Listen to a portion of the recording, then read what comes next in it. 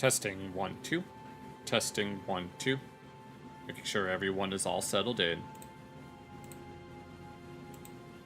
Yeah, thank you for the follows. Luiter? I don't know how you say that, sorry. And Frosh as well. Welcome to the stream. It's nice to have you here. There should be someone else that should be showing up at least at some point that I've been working with. I'm trying to make sure. I have a bunch of people that are working behind the scenes to try to promote my streams and stuff. And so far, I've seen the results. But it's gonna be a little while. Hopefully they'll show up at some point, but you never know. Maybe they're busy with something else, but I don't know. No, you wouldn't believe all of the headaches that I had to go through with regards to collaborating with them. It was a whole process, like, I don't think I'd be able to reveal too much, but I'll do what I can. I see H and Jackal in the YouTube chat. And so that's nice. If you guys are there, feel free to chime on in whenever. I'm gonna make sure that everything is all set up. I gotta wait for those guys to show up. Who knows?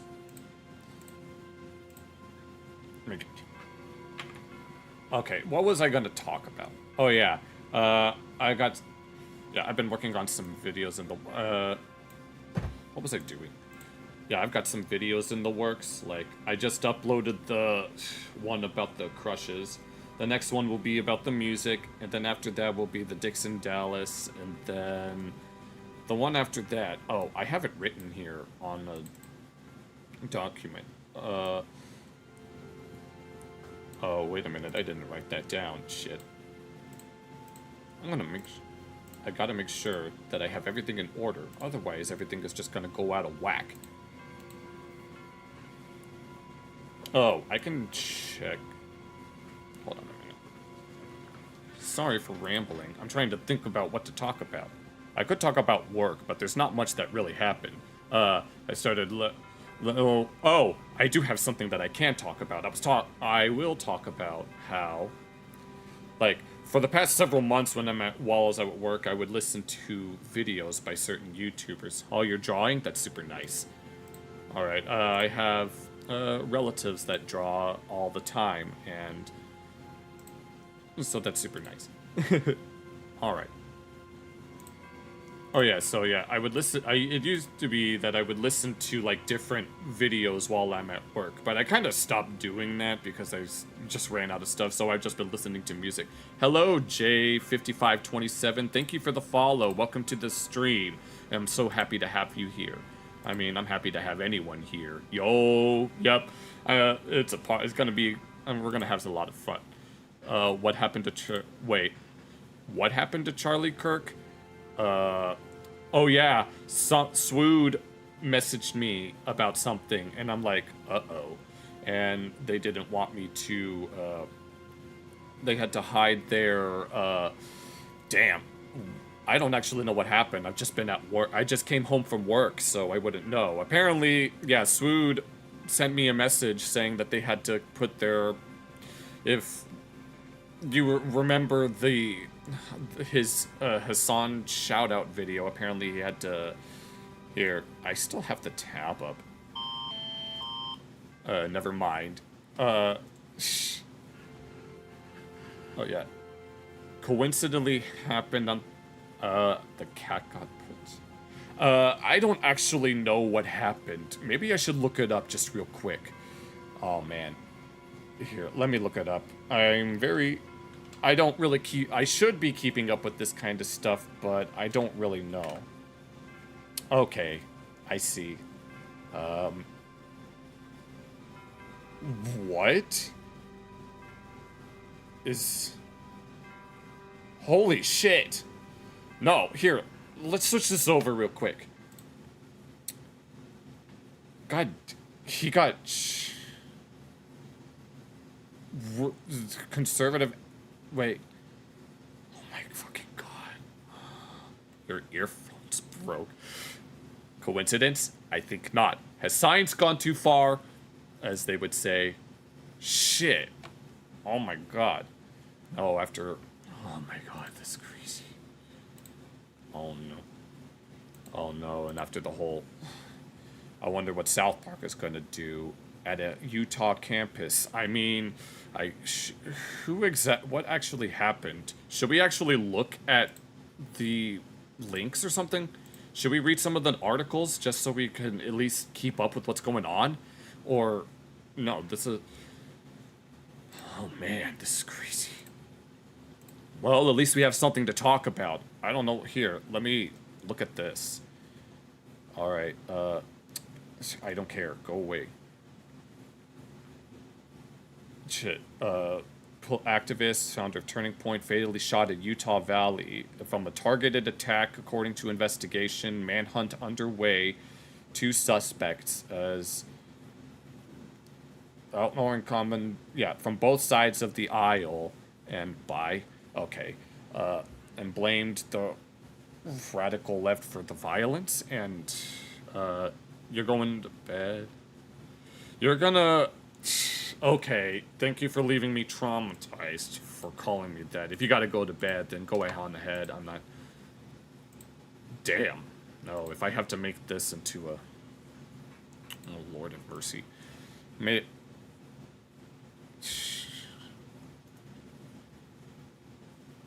Hello, DOJ1. Thank you for following. I'm just learning about what happened here.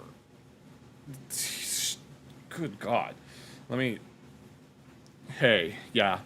Thank you for joining the chat. I wish we were under a little more pleasant circumstances, but I was informed about this Charlie Kirk situation. Shot dead, confirmed his death, video circulating, recoil was heard. Oh my god, this is... Yep. Oh my god. Oh, Lord have mercy on us. I mean, that's sad. That's unfortunate. I mean, I was never a big fan of Charlie Kirk all that much. There's a video of it happening. I don't know if we can show that on stream, honestly. No, that's insane. No. At least we have something to talk about, even if it's something that's less than ideal. Oh my god. This one on the BBC says that it's live. Granted, I know better than to look at mainstream media in general. Maybe we should see if Asmongold is covering it, unless Asmongold isn't active at the moment. Oh man. Here, let me...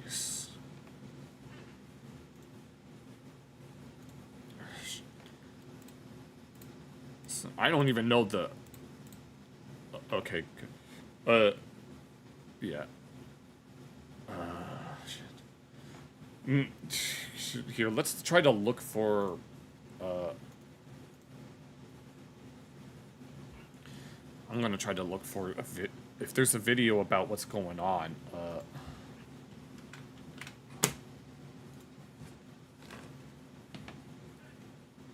no. No, unless Asmongold isn't available right now.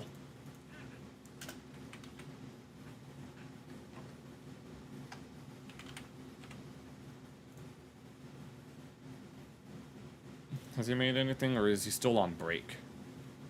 Is that what this video is? No description has been added. Okay, so this is it. Here, I want to see what's actually going on. I think it's only appropriate that we at least be in the know and in the loop.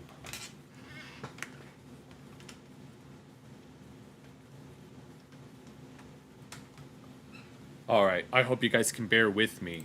I guess this is what we gotta do, right?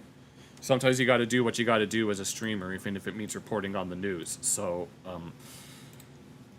sit tight. We'll see what's going on, and hopefully we'll be able to get some much needed context to what's going on. Because if that's what's going on, then alright. Hey guys, it's me again, and it's been a little while. Just before I get into the main topic of the video, I want to explain why there haven't been any videos. My dad has been Asmongold has been having a run-in with or his dad has been having run-ins with for the better part of a week now. Right. So he's been taking a break. Situation. It has required my full attention. And because of that, I've been on calls, I've been dealing with other people, talking to members of the family, and doing everything that I need to be there for my dad and for my family during this situation. Let me do this. And because of that, I haven't been live and I haven't made a lot of videos. I apologize for that. Hopefully I'll be back as soon as possible. All right. That being said, we had something insane happen today, and I was able to break away a little bit earlier, and I wanted to make a video about it and talk about the obvious and inevitable nature of the assassination of Charlie Kirk. Right. This happened a few hours ago, and it was probably one of the most gruesome and graphic, and this is coming from somebody who grew up on Live Leak. Oh my god. Thankfully, I've never been to Live Leak. I mean, I've only just learned about it, like, literally, chatters just informed me about it, so... Videos I've ever seen, the first time I saw a video, I thought it was AI generated. Oh, man. The guy gets shot in the neck, and blood is... Is that what happened? Good God. ...spurting out. I didn't even know it could do that. Oh. And it was absolutely fucking horrifying to see something... I'm not going to show that on stream. There's no way. ...something like that happen in front of a massive Hello, audience of Aluz. people. Thank you for following. Apologies for being here. Apologies for the less than ideal circumstances. I was just informed about an assassination, and right now I want to get caught up to speed, but thank you for following. Who Charlie Kirk is. Charlie Kirk has been a pretty noteworthy, controversial guy. He's a conservative. He goes to a lot of college campuses. Right. Does live debate. No, they did an episode about him in South Park, but I can only imagine people saying that the episode aged not quite as well as it could have. This is a pretty popular format nowadays, and... Imagine being one of those college kids. Yeah, I can imagine. Good God. Yeah.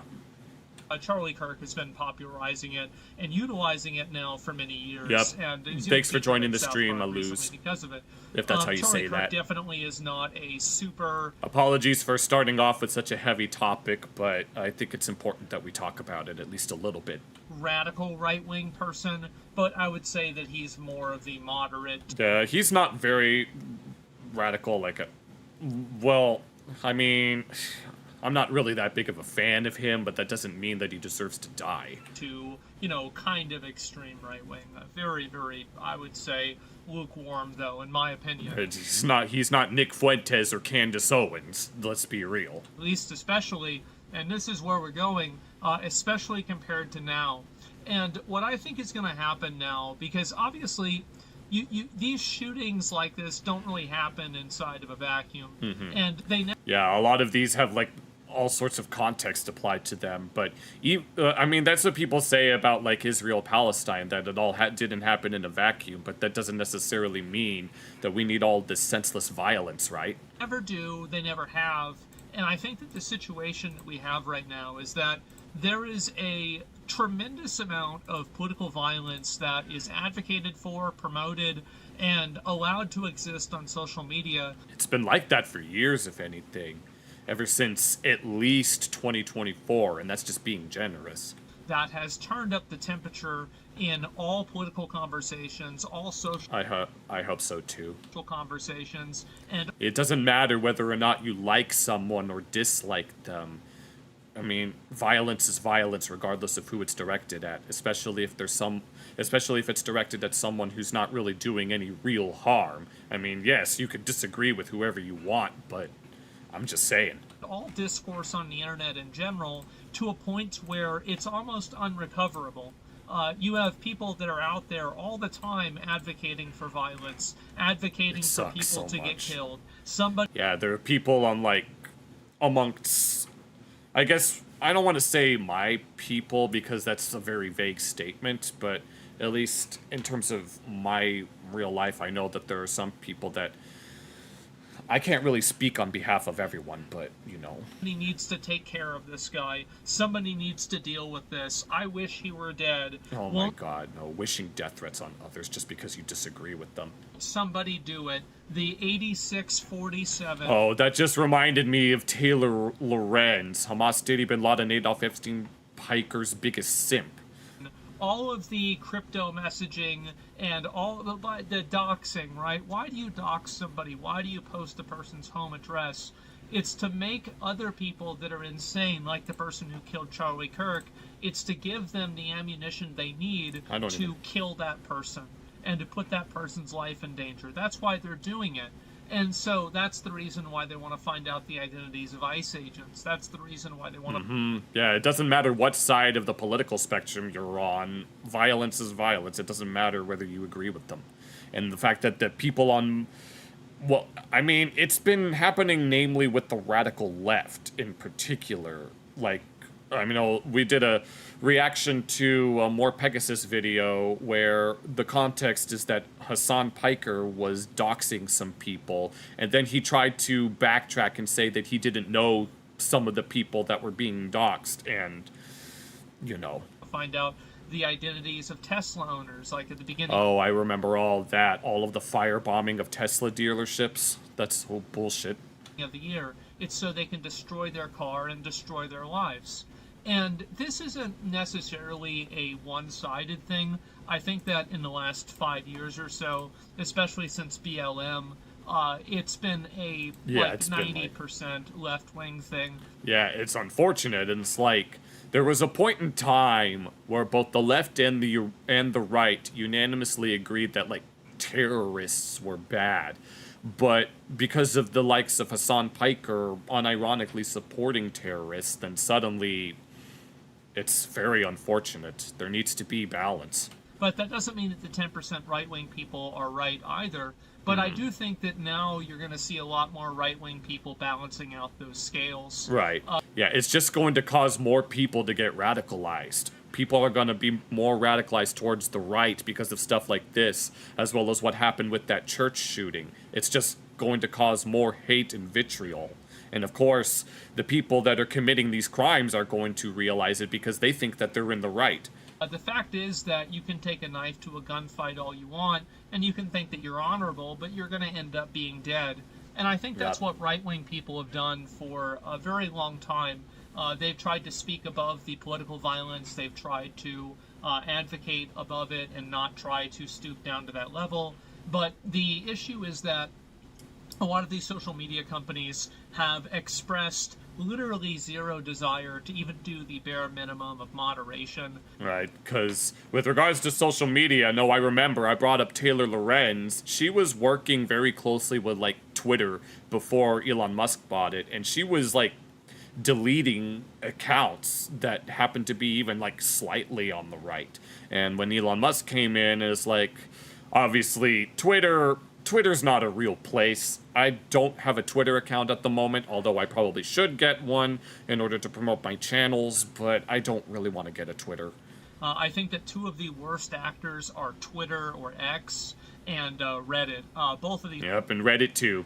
Platforms are full of a bunch of extremist nut jobs that not only should have their accounts banned, but they should probably be put in mental institutions. And I think that now, I find it to be kind of interesting taking a step back for a week or so and seeing how many people are coming around to the inevitable reality that this is the only path forward. There are so many people in society now. Yeah, nobody wants to find any middle ground. They're so far removed within their own echo chambers that they can't even see anything slightly outside of that. All they hear is just more white noise. Now that are just completely unhinged, under-medicated, and really just completely insane, that you can't have a person like that running wild out in society. They cause problems for themselves, not to mention everybody else around them. And I think that the society, we need to have an honest conversation about how to deal with these people in a way that, and I'll be real, I don't really care about the people that are crazy. They're right. Let's leave the crazy people alone. It's like, now to quote Arnold from Hey Arnold, I'm crazy, and you should never hit a crazy person. well-being and the way that things are for them. Of course, obviously, I wouldn't want it to be bad, but it's certainly not important. What's really important is all the people who aren't crazy, making sure that people that are not crazy, that are good actors, that are law-abiding citizens, are able to live a life of peace, a life of prosperity. Isn't that what we all want at the end of the day? To just be peaceful and prosperous with each other and with ourselves. To be able to live the life you want as you see fit, so long as you're not causing ill will or harm towards others. I'm pretty sure that's what most people want. And a life without fear of going on the subway, for example, as at the recent event as well. And I think that every single person in the world deserves to live in a place like that. And I don't want to see, America turn into a PvP server. Oh, Lord. And it sure seems like it is. And I think that in order to prevent that from happening... Yeah, this has been in the works for years. This is something that my mom has noticed as well. Like, my mom used to mention to me multiple times that based on what she's seen, she thinks that we might end up going into a civil war, which hopefully that doesn't happen, but if it does, I won't be fighting for either side. I will be fighting for a side that is beyond any side that is here on Earth. Happening, we need to have honest conversations about what do you do with people that, get arrested 14 times, and it's not even a Oh yeah, and it reminds me about people that will arrest someone for committing a very bad crime, but because they aren't of sound mental state, somehow that gives them the excuse to let them go. It's not even a question, right? You put them in jail and you throw away the key, and you compel them to work, and that way you can make the money back from imprisoning them forever. That's the way that you solve that problem. It's very simple, actually. But for some reason, the way that that makes people feel has made them unwilling to look at this obvious truth. If you look in history, this is what we've always done in history. Yeah, and it's because unfortunate. It works. And the problem is that now we have so much of the discourse that's dominated by emotional thinking. It's always emotions. Nobody wants to put actual rational thought into any of their actions. They're so blinded by their hatred of whatever it is that taught them to hate it, and they're incapable of using their better judgment. Dominated by the most unstable, the most virtue signal, the most... they're always appealing to feelings, right? It's always feelings over facts, when it should be the other way around. And for some reason, when you try to tell them the truth about certain things, they'll just accuse you of being all of the ists and all of the phobes, even though it's just the truth. Ridiculous, performative empathy possible, and that's defining a huge political voice in the country. This has become a tremendous detriment to everyone. And I think that with people like the shooter that probably shot Charlie Kirk, with that guy in the subway that stabbed that Ukrainian woman, or with that trans shooter that shot up the school, one thing that's common among all of them is that these people in almost... if you hear some footsteps in the background, just ignore it. all cases were verifiably nuts beforehand, and nothing ever was done about it. And until we can stomach the idea of solving problems like that before they happen, we're going to keep having problems. And But that's the thing. We try to learn history in order for history not to repeat itself, yet we keep repeating history anyway, so it's like, what's the point of even learning? I think that with Charlie Kirk, it's very obvious that the amount of, political violence and advocating for political violence that's happening on the internet has turned up the temperature and created an environment and a culture where this type of behavior is normal. And not only is it normal, but it's actually encouraged. And the problem is... Yep. So even, there are a bunch of streamers on, like, the far left, even within, like, the Hassan orbit. No, I remember Mike from PA talking about, oh, if you live in Florida and you want to make a whole bunch of money, oh, have I got a proposition for you, or something like that. That now people are acting on it. And you're starting to see this happen, and I think it's going to continue getting worse. I don't think Charlie Kirk is going to be the last one. Probably not. I not. think that we will look at Charlie Kirk's death and see it as a turning point in this topic. Yep, it's just going to radicalize people even more than they already are, both on the left and the right. And it's not what good I'm for really anyone. trying to get at here with this entire point is that right now we are at a extremely pivotal moment, and I think that what's going to end up happening is that right-wing people are not going to continue to turn the other cheek. They're not going to continue to just, oh, well, Eventually, they're going to want to balance it out. this is just a crazy left-wing radical. I think you're probably going to see right-wing people doing the same thing to left-wing people. Oh, good lord. And honestly, while I don't think this is a good thing, I certainly don't really feel that sorry for them. Because a lot of left-wing people have no problem advocating for violence, or at least using coded language in order to advocate for violence. Right.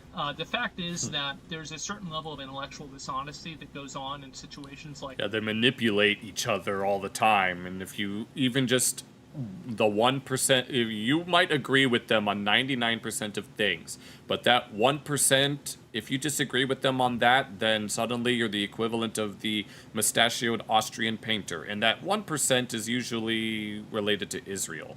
this, where it's considered, oh, well, this isn't actually what they meant, and no, this is actually some others. No, it is. It's exactly what they mean.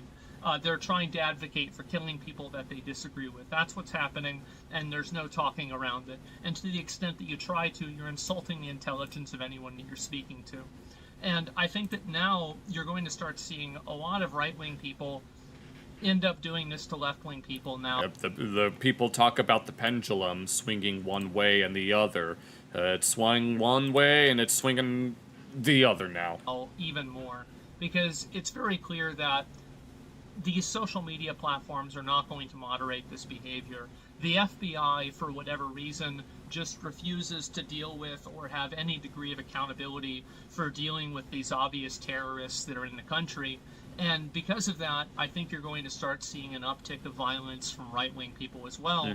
And this is going to be, in my opinion, I don't really think the word is justified, because it's not justified. It's not. But the word is expected.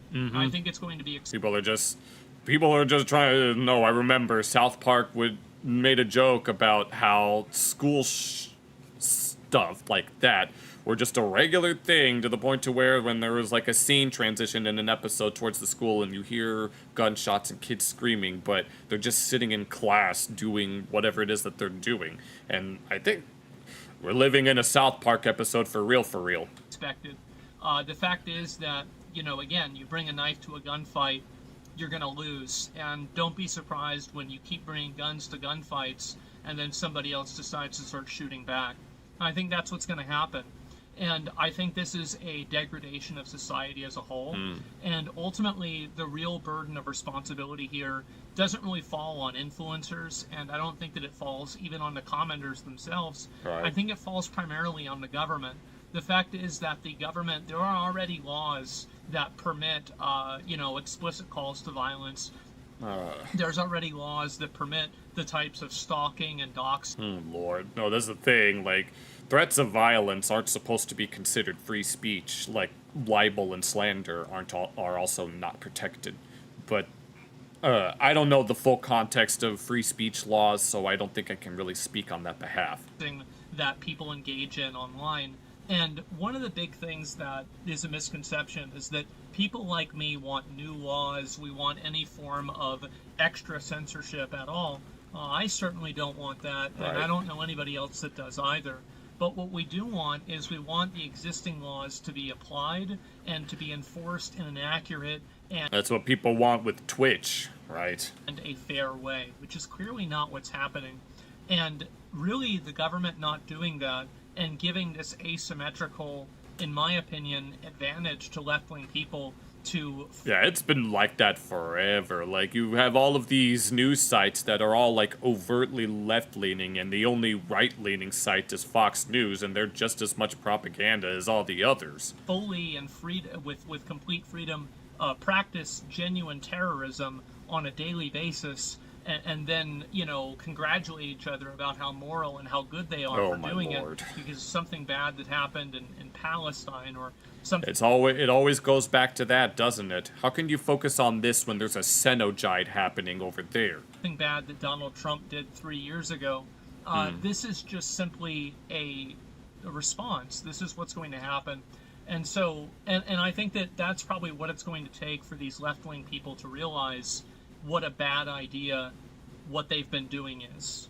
Because until it starts happening to them, until they start... Well, here's the thing. If it does start happening to them, they're just going to point the finger and say, ah, we told you so. That's exactly what's going to happen. Start having people that are their friends or, you know, their, you know, like icons that they look up to, the same way people looked up to Charlie Kirk, you know, until they start seeing those people get killed, I don't think it's really going to be real for them. And unfortunately, I think that's the path that we're headed down because of the government and social media companies and every other seemingly governmental apparatus that has just completely hand-waved this problem and ignored it entirely.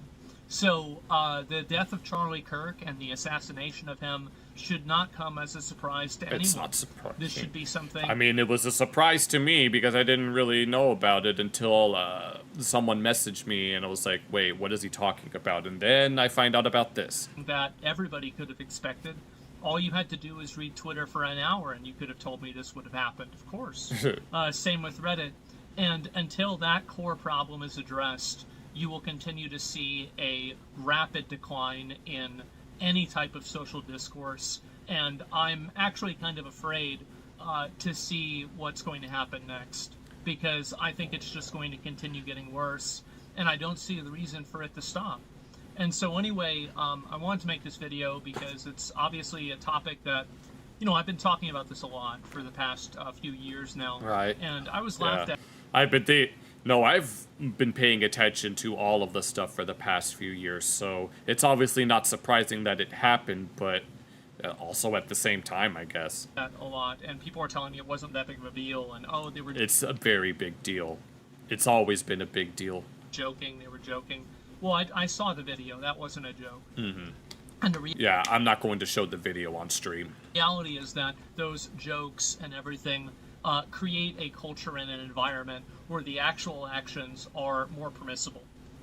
And you also have people that are the ones telling me, quote, jokes that are talking around just, you know, directly, you know, saying that this is a bad thing and it shouldn't be tolerated for any reason. You have, I don't want to go through a bunch of different names, but anybody, this is the way I look at it, I'm just going to make a categorical judgment here, is that any content creator or anybody like this who has been advocating for violence against a person in an extrajudicial way. I'm not talking about trying people who they disagree with for treason. This is advocating for the judicial process to be used against people they disagree with. I think that's fine. But whenever you have people that are saying things like 8647, or anybody who's advocating for any form of extrajudicial justice... Yeah, I know I mentioned like Taylor Lorenz and the Hassan orbit, but I'm sure there's plenty of people outside of that that have been wanting this stuff as well. Yeah, extrajudicial justice, and basically vigilante justice on people who they disagree with politically. You have to realize that all of those people, I think, have made themselves acceptable targets. And I think that there's a lot and millions of people. This just reminded me it's something that a chatter once told me. Hopefully it doesn't come true. Out there nowadays that see that. And I think that that should be extremely worrying for them. It should be terrifying. But the reality is that they have created that environment themselves through their own actions, through their behavior, and through their own words. You reap what you sow. And I think that things are about to get a whole lot worse. So anyway... Things have been getting worse for a long time. Hey guys, I wanted to make this video and talk about it. And that's about all I've got to say. Alright. So I hope to be back soon. I'll record videos when I can, here and there. But for the most part, as I said before, my dad has had so many really serious issues going on. Yeah, take your time, man. We've got your back. But damn. I don't know who's here right now. Checking the stream. But yeah, I mean, we could read some other news articles to get some more context, but I'm sure we could also move on to something else. Preferably something that's a little less heavy like this. But part of me is kind of glad that we decided to talk about it so that we at least get some context of what's going on. Let me read this real quick. Yeah, an alert was set up. Yeah, there's no ongoing threat to the campus. Those who left possessions during rush hour. Let's check this.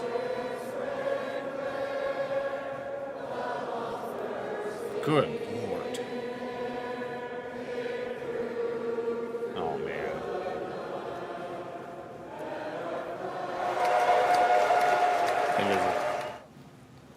I mean, you do reap what you sow, all things considered. But either way, I think it's best that we move on. If anyone is, anyone in Kick or on YouTube, if anyone has any like closing thoughts before we do something else, feel free to chime in whenever. But damn, I don't really know what I can add on to this, but I'm gonna try to add some notes to it. But yeah, I think it is important that I've been meaning to talk about like news stuff on this stream for a while now. At least like the way I have it in my head is that we would spend the first part of the stream just talking about whatever may or may not be on the news, and then we move on to, I guess, some like reaction videos, and then do some. I know that we've been doing a lot of music reviews on the stream.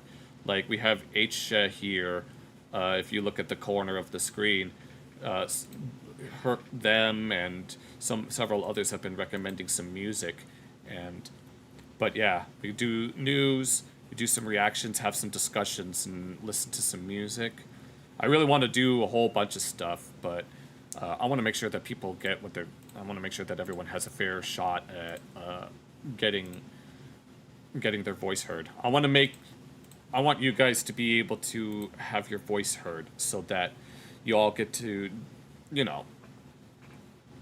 decide what we want to do next. That's what I've been doing this whole time. I want to make sure that everyone gets their fair share of interaction and all that. If anyone else is here, feel free to chime in whenever you feel like it. But no, I mean, last year we had the Trump shooting, and now this year we have a shooting that actually succeeded, and it's like, no, the pendulum swingeth, and the pendulum will swing the other way, and it's only a matter of time before who knows what will happen. Threes by Mindless. Alright, anything to move on, I guess. Thank you for your recommendation, H. Whoops.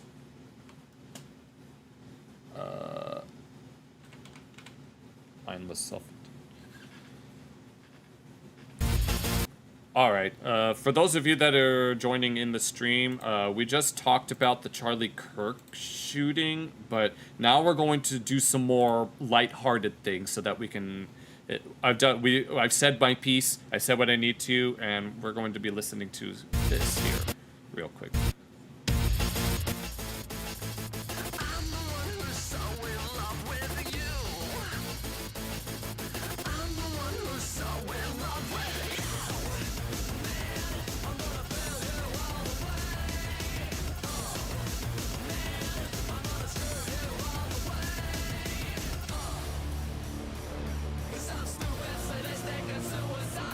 Alright.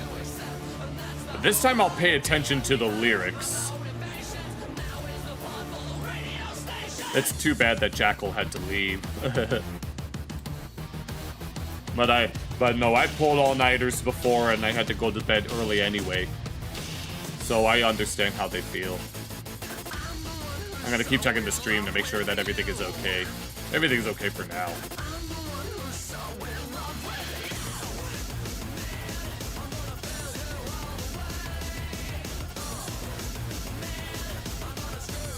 Oh, someone just messaged me on Discord. Let me,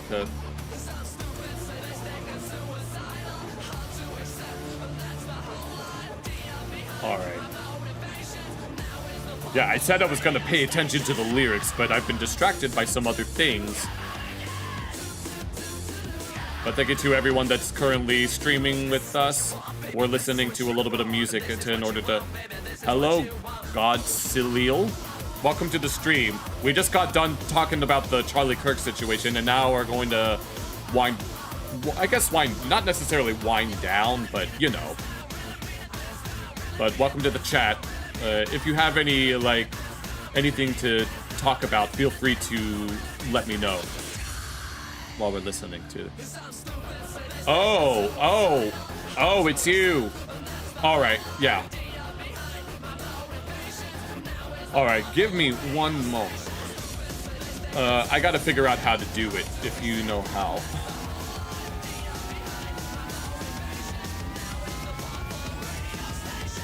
Yeah, for those on YouTube, there is someone in the chat that... Oh, don't worry, you're okay, Godzilla. Yeah, there's someone in the kick chat that I was expecting. Okay, alright, thank you. So bear with me for one moment. Alright. I have to figure it out, though. What do we... Alright, it says to click on the username and make a... I don't see an option to do that. Do I need to... Hold on, let me try something else. Oh, hold on. Let me... My apologies, Godzilla. Let me try it this way. What is this?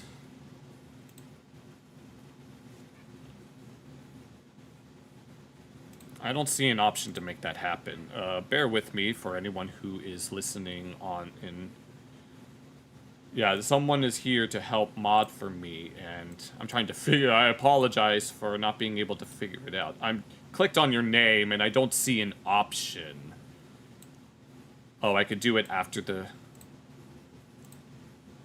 Okay, we could do it after the stream. Alright, just wanted to make sure. Well, thank you. Thank you so much for wanting to help me out with all of this. Okay, yeah. Well, yeah, it's true. Alright. Yeah, no big deal. I have to reload the... Never mind, I'll ignore it.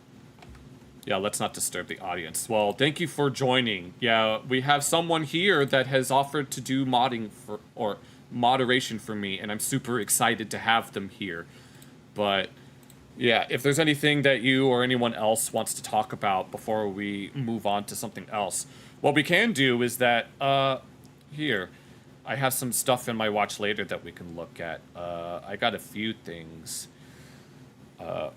Actually, I have this video that I have on another tab up here that I meant to watch in the previous stream, but we kind of ran out of time. But, okay. My kick chat window is all messed up here, but it should be all right. But to all of the people watching, thank you for joining us. But I want to make sure that everyone, if anyone has any suggestions of what we can watch or listen to, feel free to chime in. We were talking about, we were talking about the Charlie Kirk situation, which was. Yeah, I only just learned about that today. If anyone has any suggestions, feel free to put it in. My apologies for rambling. I'm just trying to find something to talk about. Oh yeah, I have this. I have a few things saved for later. We could watch this because of a documentary. Or, this was something that I've wanted to look at as well. Or we could do something a bit more casual with regards to lost media. But maybe we should actually look at this for now. This is a...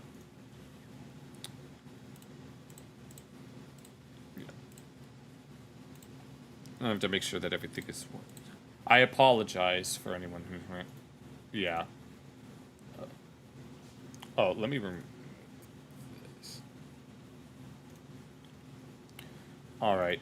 Yeah, okay. Actually, let's go ahead and look at this now. We were talking... I mentioned Hassan Piker earlier with regards to the Charlie Kirk shooting.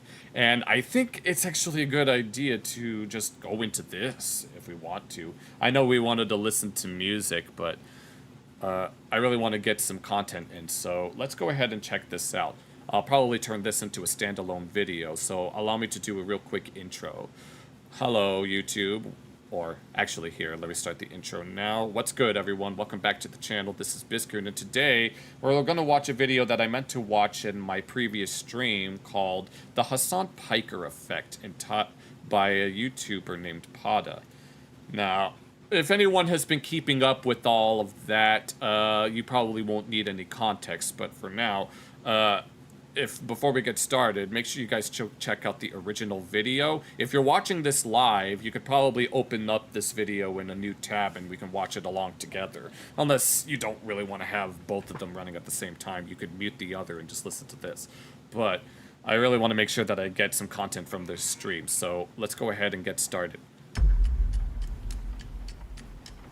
When people are determined to believe a lie, truth becomes the enemy. Pretty much what's been going on for a while now.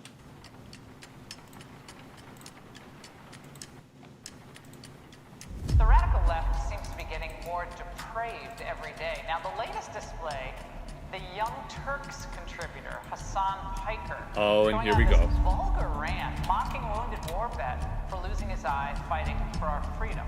Yep, you purchased this two-story, whatever the hell, because, you know, he's a communist with a Gucci bag, got his product kit, gotta have his swag. In Afghanistan. This quote. Oh, good lord. Hassan Piker has to be one of the most interesting online influencers I've ever come across. The more I look into him, the more confused I get. Champagne socialist streamer Hassan Piker. Champagne socialist? I don't think I've heard that one before. He was detained at a U.S. airport for hours this weekend and questioned by U.S. Customs and Border Protection about his political beliefs, specifically on Gaza and President Trump. He was not detained. There is a full timeline of what actually happened. He was never actually detained. So I looked into this story. It turns out that Hassan Piker is a liar. A Homeland Well, I could have told you that. Security official acknowledged the incident, telling us, quote, "This is nothing but lying for likes." I honestly can't tell if he's an absolute genius who figured out how to build a following through emotions, or if he is just someone who's simply part of the outrage mob, but got a platform because of his natural charisma. That's a lot of... Yep, yes it is. It is a lot. I mean, he's a self-proclaimed socialist, right? Like, yeah, socialism is where the government owns the means of production, meaning that if you ever work at a job under socialism, that technically makes you a government employee. And communism is where no one owns the means of production and everyone shares everything, but you know damn well Hassan is ever going to share anything. And wealth. On one hand, he speaks with the confidence of someone who knows exactly what he is doing and saying, completely self-aware of the lies and deceit. But on the other, his worldview is so reactionary and shallow that I honestly can't... Oh, this reminds me, we gotta do a Piers Morgan reaction at some point, but I don't really keep up with Piers Morgan. Tell if it's intentional strategy or self-deception. Maybe it's somehow both at the same time. This tension is exactly what fascinates me about him, and this is why I am making this video. Because whether it's intentional manipulation or not, the result is the same. A massive online following built... Yep, and you see... No, this reminds me of when the New York Times tried to do a puff piece about him, and one of the images that they used showed part of his chat that was saying some very, very unhinged things. And so the New York Times had to edit the photo so that it didn't include his chat. Almost entirely on outrage, certainty, and a total rejection of nuance. An audience that, in my eyes, actually needs help. Oh, and then this lady who told him not to drink Coke or whatever because it was a boycott.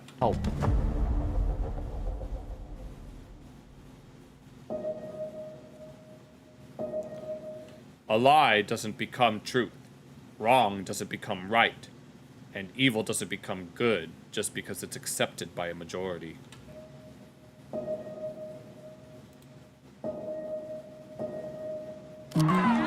It is pretty clear that we live in a day where people are naturally drawn to confirmation bias. People just want to hear what confirms their beliefs at the expense of seeking truth. They want to hear from other people who carry the same hatred and perceived injustice on this world. And they want to hear someone who has solutions, sometimes not caring how extreme the solutions can be. Right, we were just having a discussion about echo chambers. And I believe this is what makes Hassan Piker so effective for a lot of people. He taps into something very real people face, especially those with very strong victim mentalities. Oh my god, freaking iDubbbz. Oh lord. There is so much frustration, anger, and the need these people... yeah. for clarity in this world for so many people, especially young people. But sadly, instead of his audience finding someone who guides them towards understanding, or even toward a desire to seek truth and healing, Hassan leads them toward a weird certainty on what they already believe, that they are justified to hate the world. Instead of encouraging thought, he rewards reaction. Yup. And I would like to do the exact opposite of that. I want to be able to let people think. I want to promote goodwill towards others, and I want to promote critical thinking, even if it seems like it's something you disagree with. And this is so much easier for a lot of people to digest. Most people don't like to be told that they are wrong, but we all need... Yeah, I don't like that either, low-key, but that doesn't mean I'm gonna go around and take people's lives. We need to know that we can be wrong at times in our lives. We need to always try to kill the pride that is in us, and we need to stay teachable. And if we only surround ourselves with people that confirm what we already believe, hate what we already hate, and ostracize those who threaten to bring nuance or perspective into our lives... Anyone who's watching this, if you're a frequent chatter like H here, don't let me go down that path. Whatever you do, do not let me radicalize you, and don't let you guys radicalize me. We are going to be respectful of each other's thoughts and feelings. We are doing a major disservice to ourselves and those around us. Why? Because if we're not teachable, we stay stuck in life. No one knows everything, and if we believe we can't be wrong, then we have already failed in life. People respect those who can listen, reflect, and change when it matters. Right, no, he showed PewDiePie dropping the N-bomb, right, just as a joke, and then literally a moment later he was like, uh-oh, I shouldn't have said that, and to this day, PewDiePie still gets hate for it, even though he's long since not only apologized, but has since moved on from it. But people will hold your past and hold it in like the highest regard in order to make it seem like that who you were in the past is exactly who you are now. No one respects a leader who doesn't own his mistakes. So what happens when a creator... Oh, I remember seeing this freaking rich bitch over here taking something that should have been for that kid. It builds their platform not on truth, but on tribal loyalty. Not on critical thinking, but emotional alignment. And this guy... May he forever rot in oblivion. That's all I'm saying. The goal isn't actually to inform, but to affirm views. To constantly reinforce or grossly exaggerate what the audience already believes, already feels, and already wants to be true. Someone who so confidently lies because they know their audience won't try to seek the truth or hold them accountable to what they say. And also, I know this might sound naive, but I actually feel sorry for people who build an audience the way that Hassan has. Because what if, at some point, he wants to bring a level of nuance? What if he finally... No, that's the thing. People accuse Hassan of being audience captured.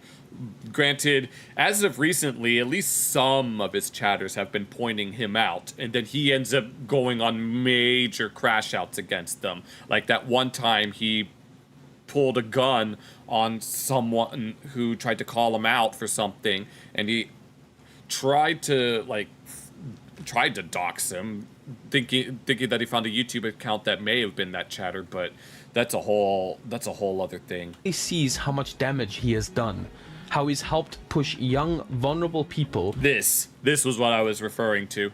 ...toward political extremism.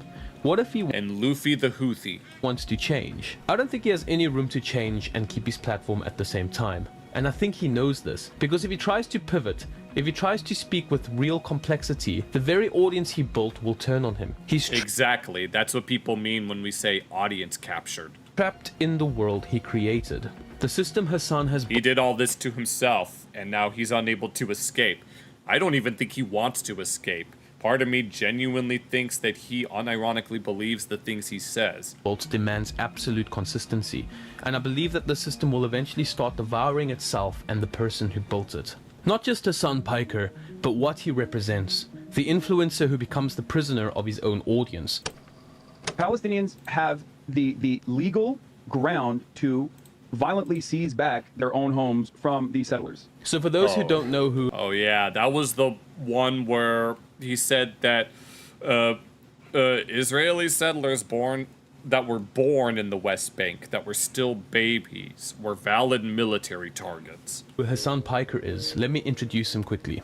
Hassan started out as a contributor for the Young Turks, a progressive news outlet known for its left-wing slant and confrontational style. He quickly became... Yeah, he's the main guy, Chen Uyghur's nephew. Became a recognizable face, but not really due to deep policy insight, but because he was young, confident, and knew how to speak in... What the heck? What is that shirt that he's wearing? ...in a way that grabbed the attention of other young people. Right, it's all the... When you control the youth, you control the future, because our children are our future. Eventually, he moved to Twitch, and that's where everything took off for him. Funny enough, he wasn't really offering detailed analysis or long-form breakdowns of politics. He was just reacting to news in real time, getting angry, making jokes, and keeping his audience emotionally engaged. All under the premise of being some self-proclaimed journalist, or should I say, a self-proclaimed propagandist. Yeah, he's gone on record saying that he was a propagandist. As far as me being a propagandist goes, and he just admits it. Everyone is a propagandist. I'm just honest about it. A big part of his appeal was aesthetic. He looked... Oh yeah, I remember listening to a video about some very unusual outfits that he'd be wearing. To the part. He sounded like the people watching him, and he said what they were already feeling. He came across as a relatable left-wing alternative to the mainstream, someone who wasn't bored or wasn't boring or wasn't even afraid to be blunt. So his following grew fast, a mix of progressives, socialists, and disillusioned young people. Not necessarily people... There was this quote that popped into my head where if you're a teenager and you're not a communist, then you're heartless.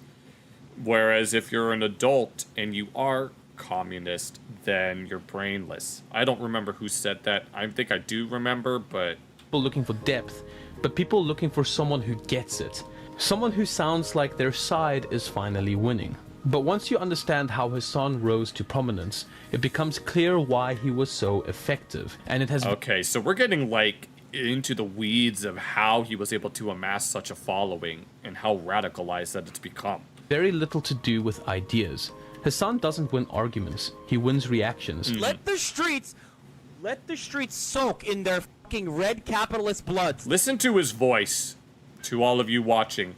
Notice how rather high-pitched and nasally it is, whereas after a certain point, he suddenly starts talking with like a deeper voice that, here's my little imitation. Oh, my name is Hassan Piker, and this is what I think I sound like. Dude, his entire approach is built on emotional manipulation. It's basically the alternative pirate software.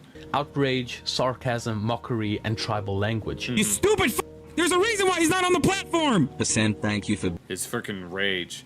Hello, Desmond65. Thank you for following. What's good? Nice to have you here. Yeah, pay no mind to what's going on. I'm just trying to make sure that I get some content. Being angry so I don't have to be all... Yeah, we're going back into the Hassan Piker cinematic universe, as I call it. I'm calling out bitches who deserve to be called bitches. And Hassan Piker is one of the biggest bitches in the world. He doesn't engage in thoughtful disagreement. He frames issues in a way that makes his audience feel like they're right without ever needing to prove it. Do you think that is a misfire from a rocket? Because I've shown you the misfires from Hamas rockets. Oh, I can't wait for my chat to be going that fast. Does not look like... Except I don't want them to be... You're good? Alright. Except I don't want them to be as deranged as Hassan's chat. Like that. Throughout the years, hopefully you guys are not anywhere near as deranged. It's been clear that anger has been his primary tool. Apartheid defending, Thank you so much. Thank you so much. Thirsty genocidal freak. Please stop. You're not making any good arguments. No, the only reason why I'm not making any good arguments to you is because you are transphobic, and that's the unfortunate reality. And here we go. The frickin' remarks. Oh, my avatar is in the way. Good. I've gone on record saying that he doesn't need the spotlight. No, I will be in his place. I will take over for him, except I'm not going to be a deranged lunatic. I'm going to be. That's what I am. Reality, and it's probably not going to change. Never reason or logic, not even evidence. Or they're literally breaking records after records, not just participating. Wrong!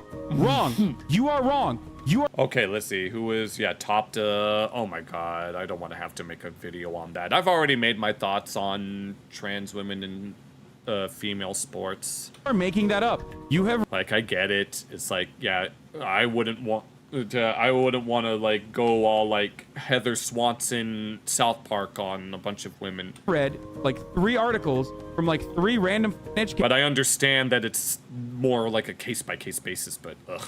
Cases, you are wrong. Just anger, loud, confident, and pretty constant. My issue as a trans person is the fact that you, a guy that is actual response to a trans fan criticizing him. No, that's the thing. You'll have people that are part of certain groups, like within the trans community, that call out other people that claim to speak on their behalf, but they'll just end up calling you self-hating. Is super well versed on trans shit, brought on a known transphobe knowing he might bring up transphobic shit. You aren't exactly a Vosh at trans debates. I hope that what is he gonna say? The rest of your life is as horrible as it is every single day. Okay. Oh my god, no. Hello, Davis, sir. Thank you for the follow. Welcome to whatever the heck that we've got going on here. We're doing a deep dive into the Hassan cinematic universe because I just need something to do. Okay, there you go. Yep. Suck my dick. Oh, good lord. No, I will not suck your dick. Screw you, Hassan. I despise you. Wow. Oh, yeah, he calls out transphobia. Yeah, here he is bad-mouthing a trans person. Who'd have thought? I despise you more than anything else on the planet. You are fucking cancer, okay? You are cancer in this community, and you're cancer in every community. Suck my dick. For the past 15 months, you've been able to fucking hide in these ranks. You catboy. Move your catboy. Oh my god, that just reminded me of that cat girl streamer that got caught cheating. Ass out of here. You are never welcome. You are never going to be unbanned, no matter. Hello, Bamadil, whatever that says. I'm sorry. Thank you for the follow. How difficult it is, no matter how much you want to get unbanned, I will never unban you. You are now banished into the f***ing Shadow Realm. Don't you dare take the Shadow Realm's name in vain, you little bitch. Take his infamous quote. America deserved 9/11, dude. Oh my god. I'm saying it. That wasn't some bold, nuanced critique of US foreign policy. It was just a blunt provocation. It was. No, there's no forethought to any of his actions or any of his sayings. Designed to shock, offend, and stir up the exact kind of emotional response that fuels his brand. Or even his calls to kill your landlords. From my understanding. Oh my god, yep. Kill them in Minecraft. You see? Because then it's not a real death threat. It's just, you know, I was about to say spawn camping, but I don't think that applies in this context. Is that the property owners who have properties there choose just not to rent it at all? Yeah, kill them! Kill those Obviously exaggerated, but again, that's the point. This is why his content works so well in the algorithm. Emotion is so contagious. It spreads faster than facts. It's easier to process than complexity or humility. It gives people a sense of moral superiority without ever... Yeah, that's what's been going on for a long time. People like Hassan thinking that they have the moral high ground when it comes to thinking that innocent people deserve to die just because they disagree with you or because of something that the government did. It's like a lot, like I can use like Iran as an example. It's like the people of Iran. I remember watching a video about someone who visited Iran and took a trip around the country. From what this guy documented, a majority of the people of Iran love America. But they also really hate the government. So it's like the people don't necessarily reflect the government. And obviously, Hassan certainly doesn't represent the government. Well done. Welcome back, Simonette. Thank you for all of this. No. Oh my god, no, it's a party now. Requiring them to wrestle with uncomfortable truths or competing perspectives.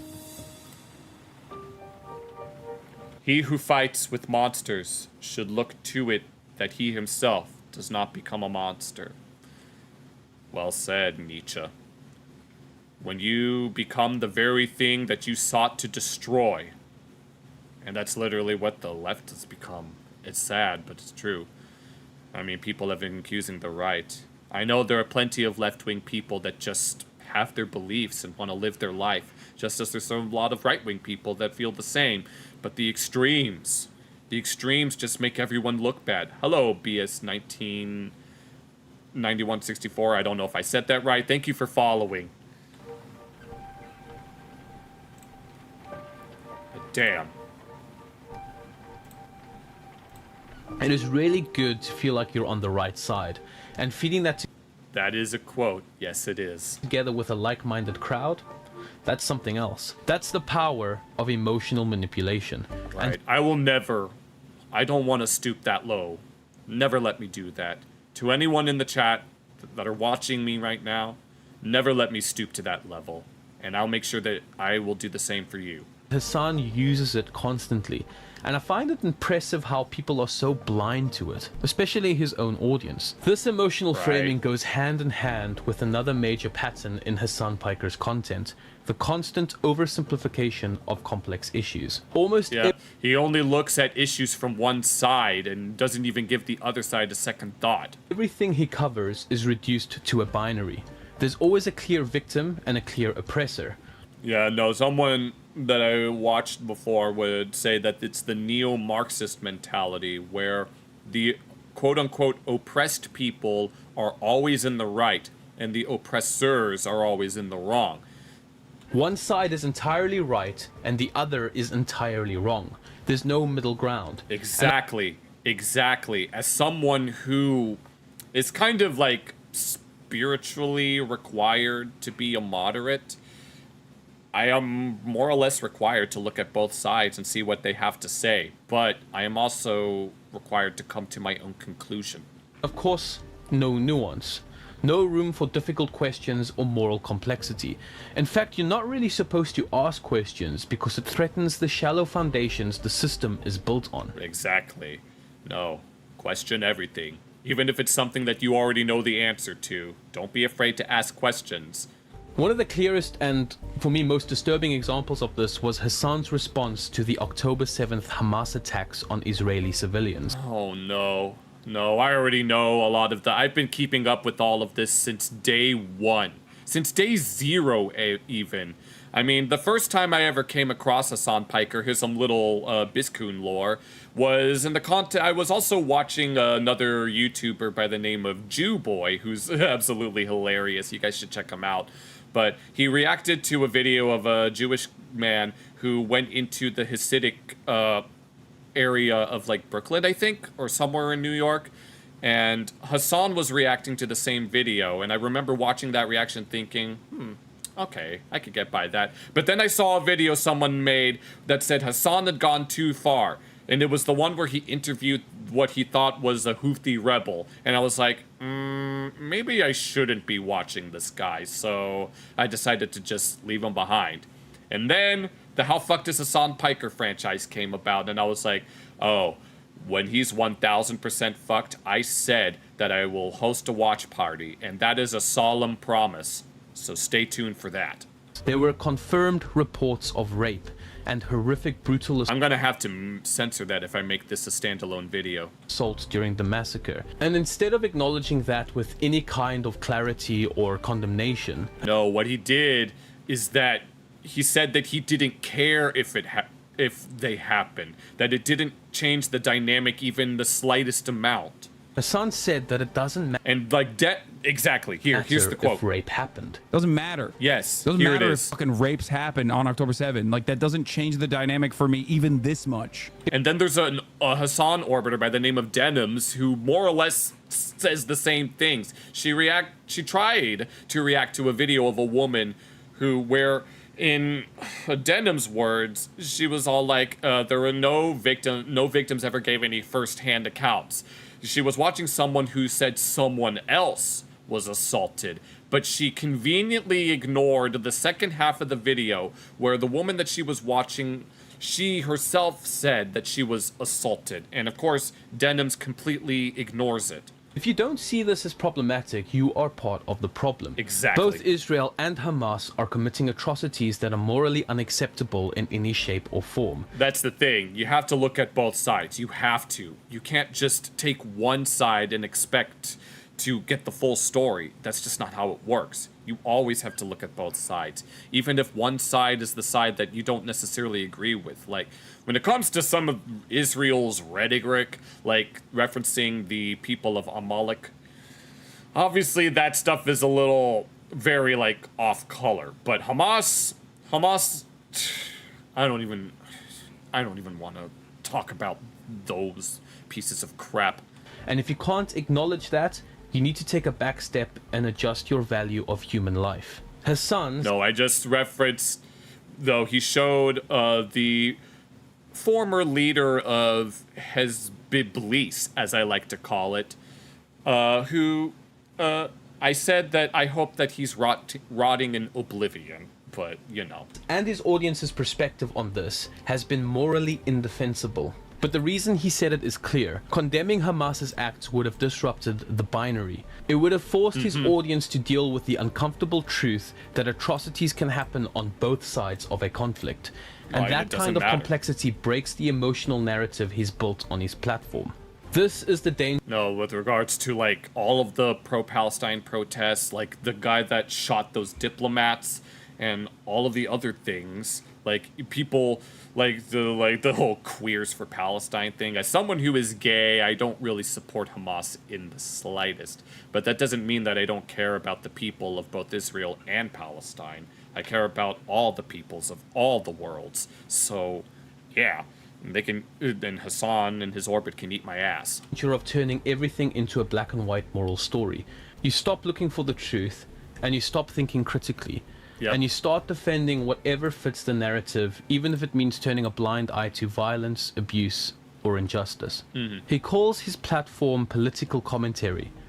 It's not. It's pure indoctrination. When you have an audience, especially one made up of young, impressionable, and often disillusioned people, you have a... it's always the youth, right? You got to get them while you get them while they're young, as they say. Responsibility. And that responsibility is to constantly try... I fear the day that Gen Alpha discovers Hassan, and then they...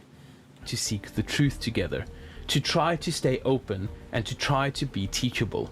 If you build your influence on moral certainty without humility, you're leading people toward a trap, and the ones who follow you will suffer for it. When emotion replaces thinking, and complex ideas get reduced to black and white morality, the natural result is tribalism. Exactly. And Hassan has mastered it. Nearly every debate he engages in is framed as us versus them. It's been like that since basically the dawn of time. From when the first civilization started to rise, it was always like in Mesopotamia, people were generally loyal to their cities, and each city had their own god that they worshiped.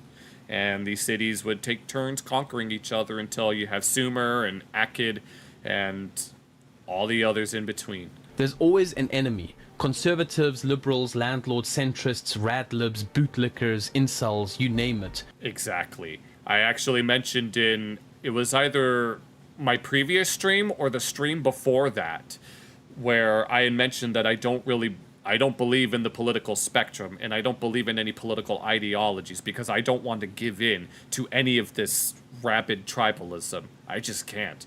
I mean, there are more spiritual reasons why I don't believe in the political spectrum, but that's this tribalism and all of that in these echo chambers and stuff. That's just one of the reasons. And if you disagree with him, even slightly, you're not just wrong. You're morally corrupt and you get placed in one of these categories. You become the Austrian painter. This kind of language is actually quite clever because it dehumanizes the opposition. A system built on feelings has no room for sympathy or shame. So, if you convince your following that the enemy is completely morally bankrupt and out to get them, you remove any sense of humanity. Hassan has built more than a community. He has built an identity. If you watch him... Hassanism, we're gonna call it. Wait, is this the one where he tried to show that guy the quote-unquote Houthi musical?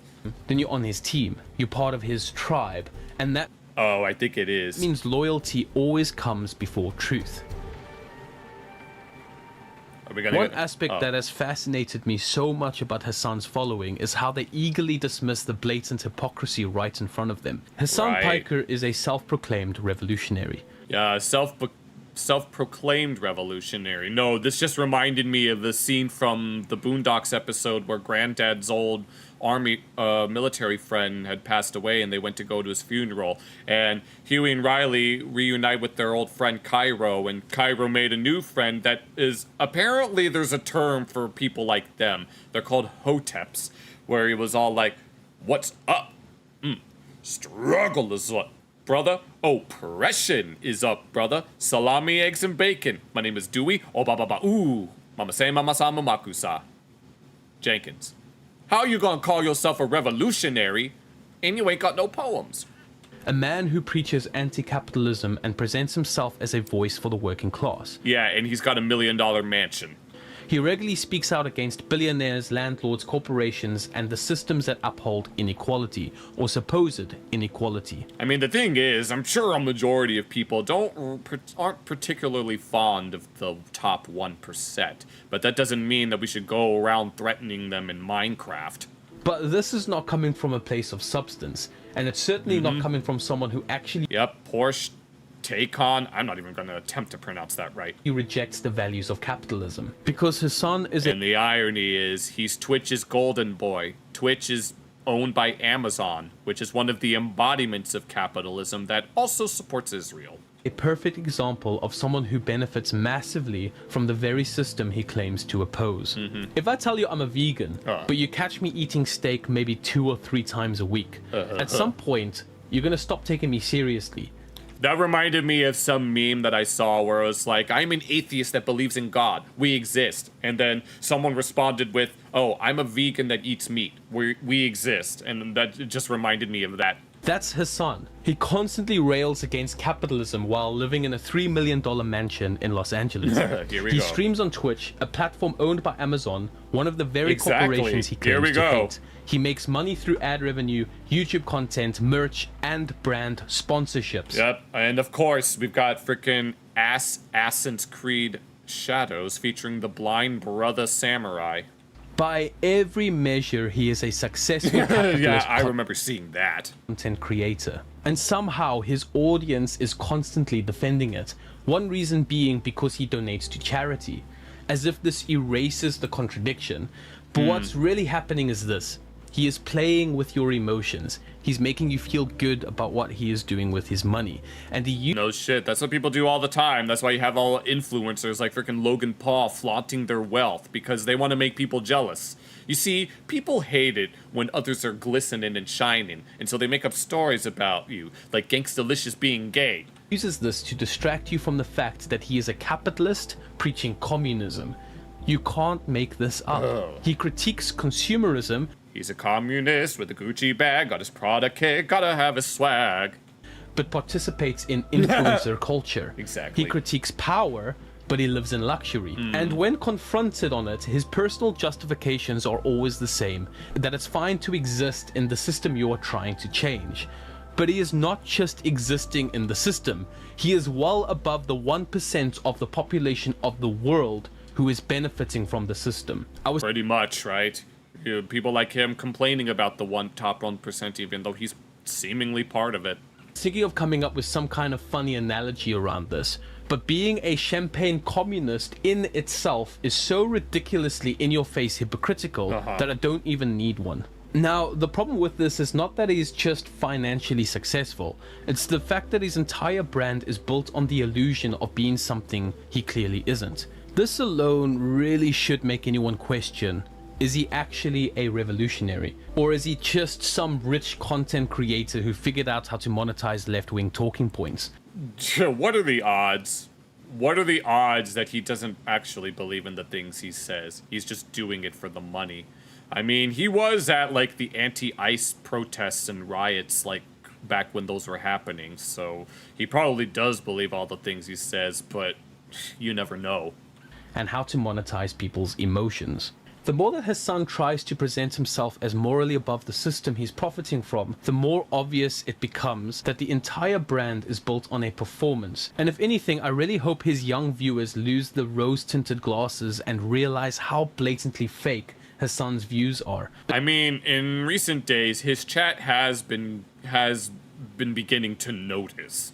Especially if he isn't practicing what he is preaching. I really want you guys to know that this whole video is not here to attack Hassan or his character, but this is to try to educate. Yeah, we attack the arguments, not the person. Attacking the person, well, there's two different versions of that. There's ad hominem, and then there's ad personam. Anyone who watches him that it is important to constantly desire to seek truth. Exactly. And to know that you, And to seek the truth no matter what the cost. Your heroes could be wrong. I know I could be wrong. They say never to meet your heroes, and I guess Hassan is a very good example of that. Every day, and that's why I approach everything with critical thinking and my own analysis. And this is why I also choose to live my life accountably to wise men around me. And thinking this way has personally also led me to Christ and Christianity. And this is why I believe it is important in life to approach everything critically. I still haven't really explained what it is I actually believe with regards to faith and stuff. I think that deserves an entire discussion in and of itself. I know I've mentioned that I don't believe in the political spectrum, and I did say that Hassan Nasriblis, as I call him, would be burning in oblivion, but I'm gonna have to explain that later.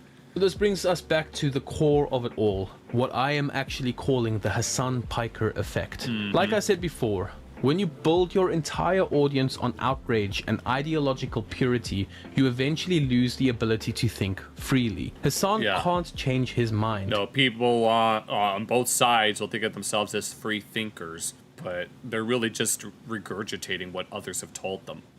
He can't explore nuance. He can't question his own side because his audience doesn't fully follow him. They follow a version of him that fits their expectations. Right. This is the trap that Hassan has unfortunately found himself in. Yep, audience capture. I know I said this is the third time that I said it, but gotta keep reiterating it.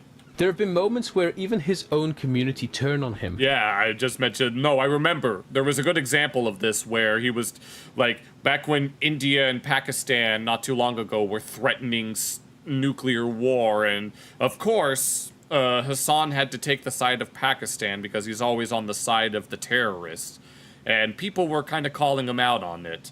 Not because he betrayed some principle, but because he showed the slightest deviation from their approved narrative. Whether it was being a little too soft on a centrist guest, not going far enough in his criticism of... Oh my god, being too soft on a centrist, that actually reminds me of a content creator that I had to stop watching because they were saying some very bullshit things, but that is a story for another time. Israel, or showing any hint of uncertainty. But in these moments, Hassan resorts to what he knows works. Emotional outrage. No emotional damage. You dumb fucks. The entire point is humanizing these people. And here, all the crash outs. No, we need to react to a freaking Hassan crash out compilation and just have some fun with that. That's the whole point. Can all of you just collectively shut your stupid woke mouths up? Oh my god. I don't think... Oh, he's telling them to shut their woke mouths up, even though he's like the embodiment of woke. This will work forever, but I guess we'll see. The irony here is brutal. Hassan has spent years building an audience by playing into moral absolutism and emotional certainty. But now a lot of his audience are even more radical than... Oh, and here we go, and this is why... No, we were talking about the Charlie Kirk situation at the beginning of the stream, and I figured that reacting to this video would be a good segue, and here we're referencing the... wanting to assassinate the president because, of course. He is. He created a space that encourages and welcomes ideological purity. And now he has to perform every day. He's not a journalist. He's an actor with a stage. A clear and pretty hilarious example of this is he knows his audience hates Asmongold. Oh my god, no. He can't stop talking about Asmongold. That's the thing. It's because Asmongold is more popular than him, just overall. Asmongold gets a whole lot more viewers than Hassan does, at least at the current moment. And so he's really just jealous. He's very jealous, and Asmongold has been taking a break in order to help out his dad, and of course, Hassan can't help but keep on talking shit. So what does he do every single day?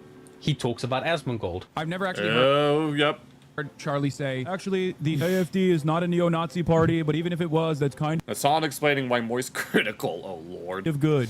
Yeah, there's a reason why Moist Critical stays out of this kind of stuff. Apparently, Moist Critical got into some hot water regarding thinking that kids shouldn't be allowed to get sex change operations, and he got a lot of flack for it, so he decided just not to talk about that stuff anymore. Do you guys remember when I said that? I forgot. No, I don't remember. It's very clear that very clear that Hassan made it up. We should make sure that migrants coming out of lower, inferior cultures don't actually tarnish the blood pool of the Fourth Reich. Oh, Lord. This Hassan is so full of shit. It's not even funny. I say that even though I'm laughing because, you know, sometimes you can either laugh at the chaos or you can cry about it. And here, we're gonna laugh.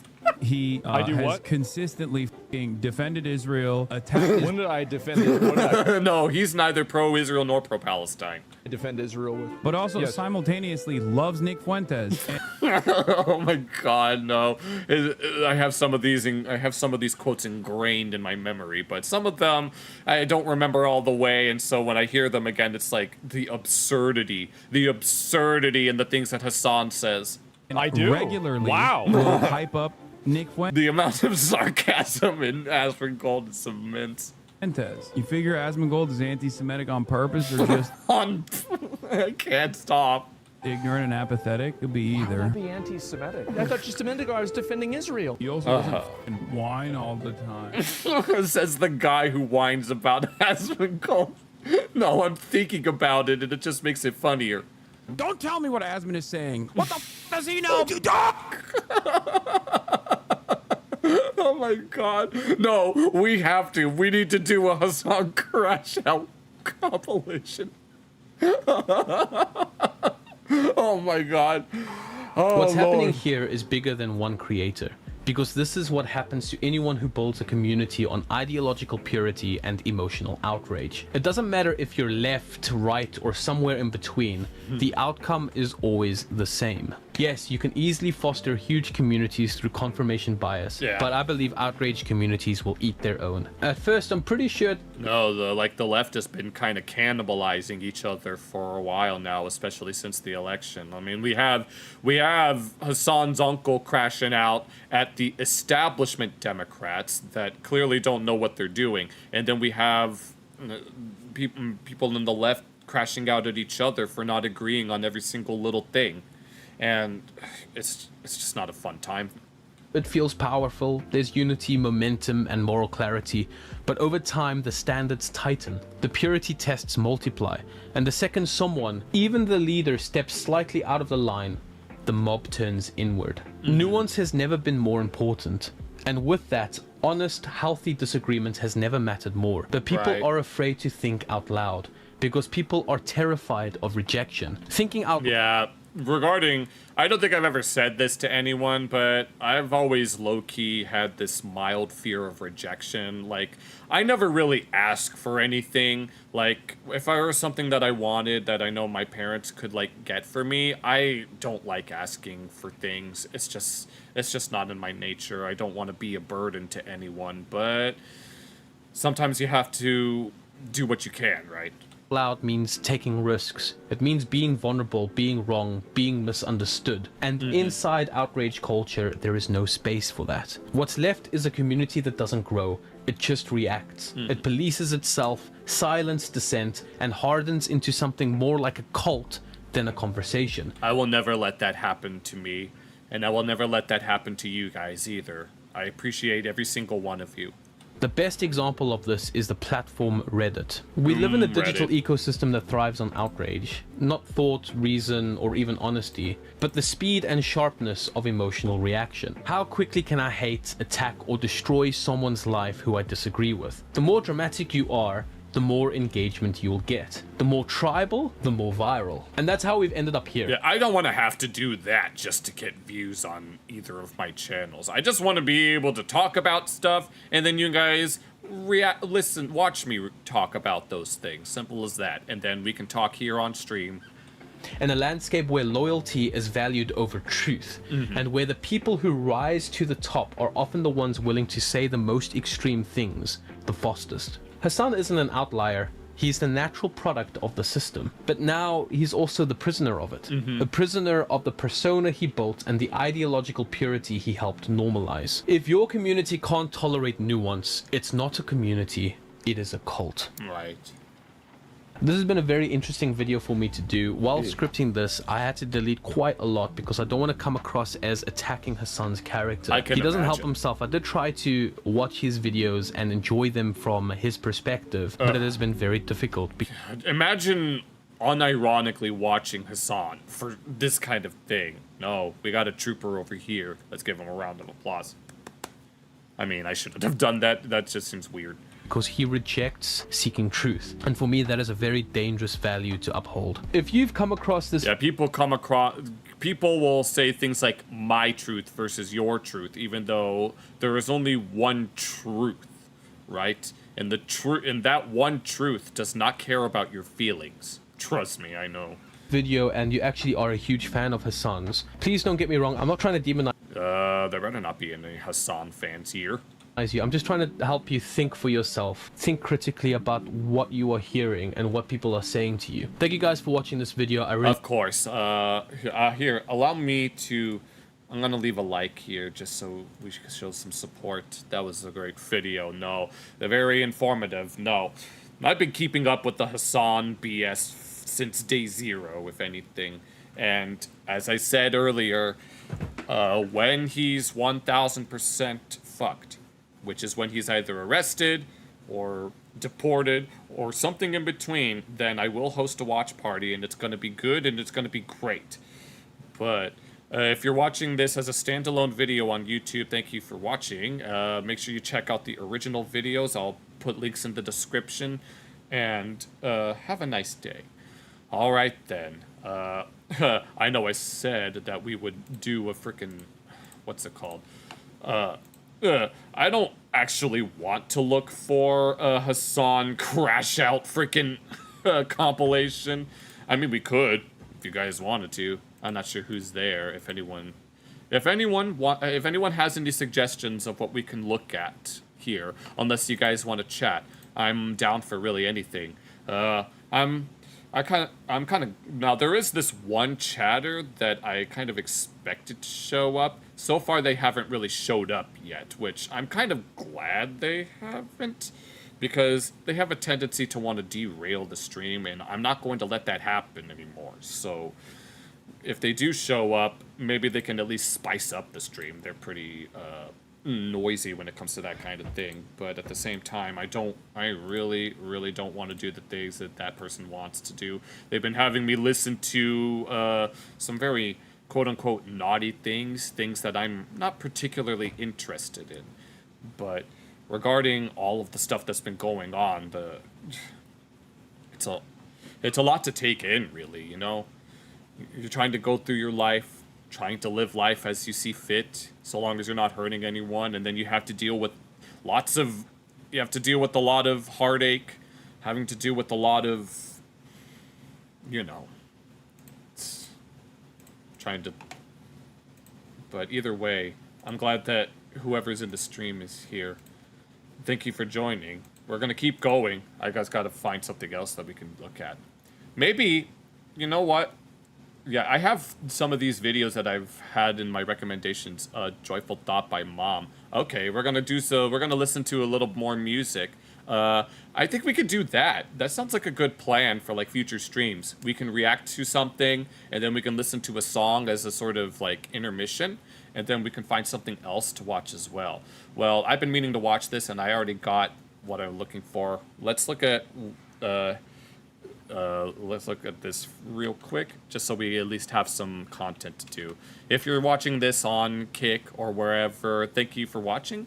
If you want to keep joining us, we're about to listen to the song recommendation by a YouTube chatter.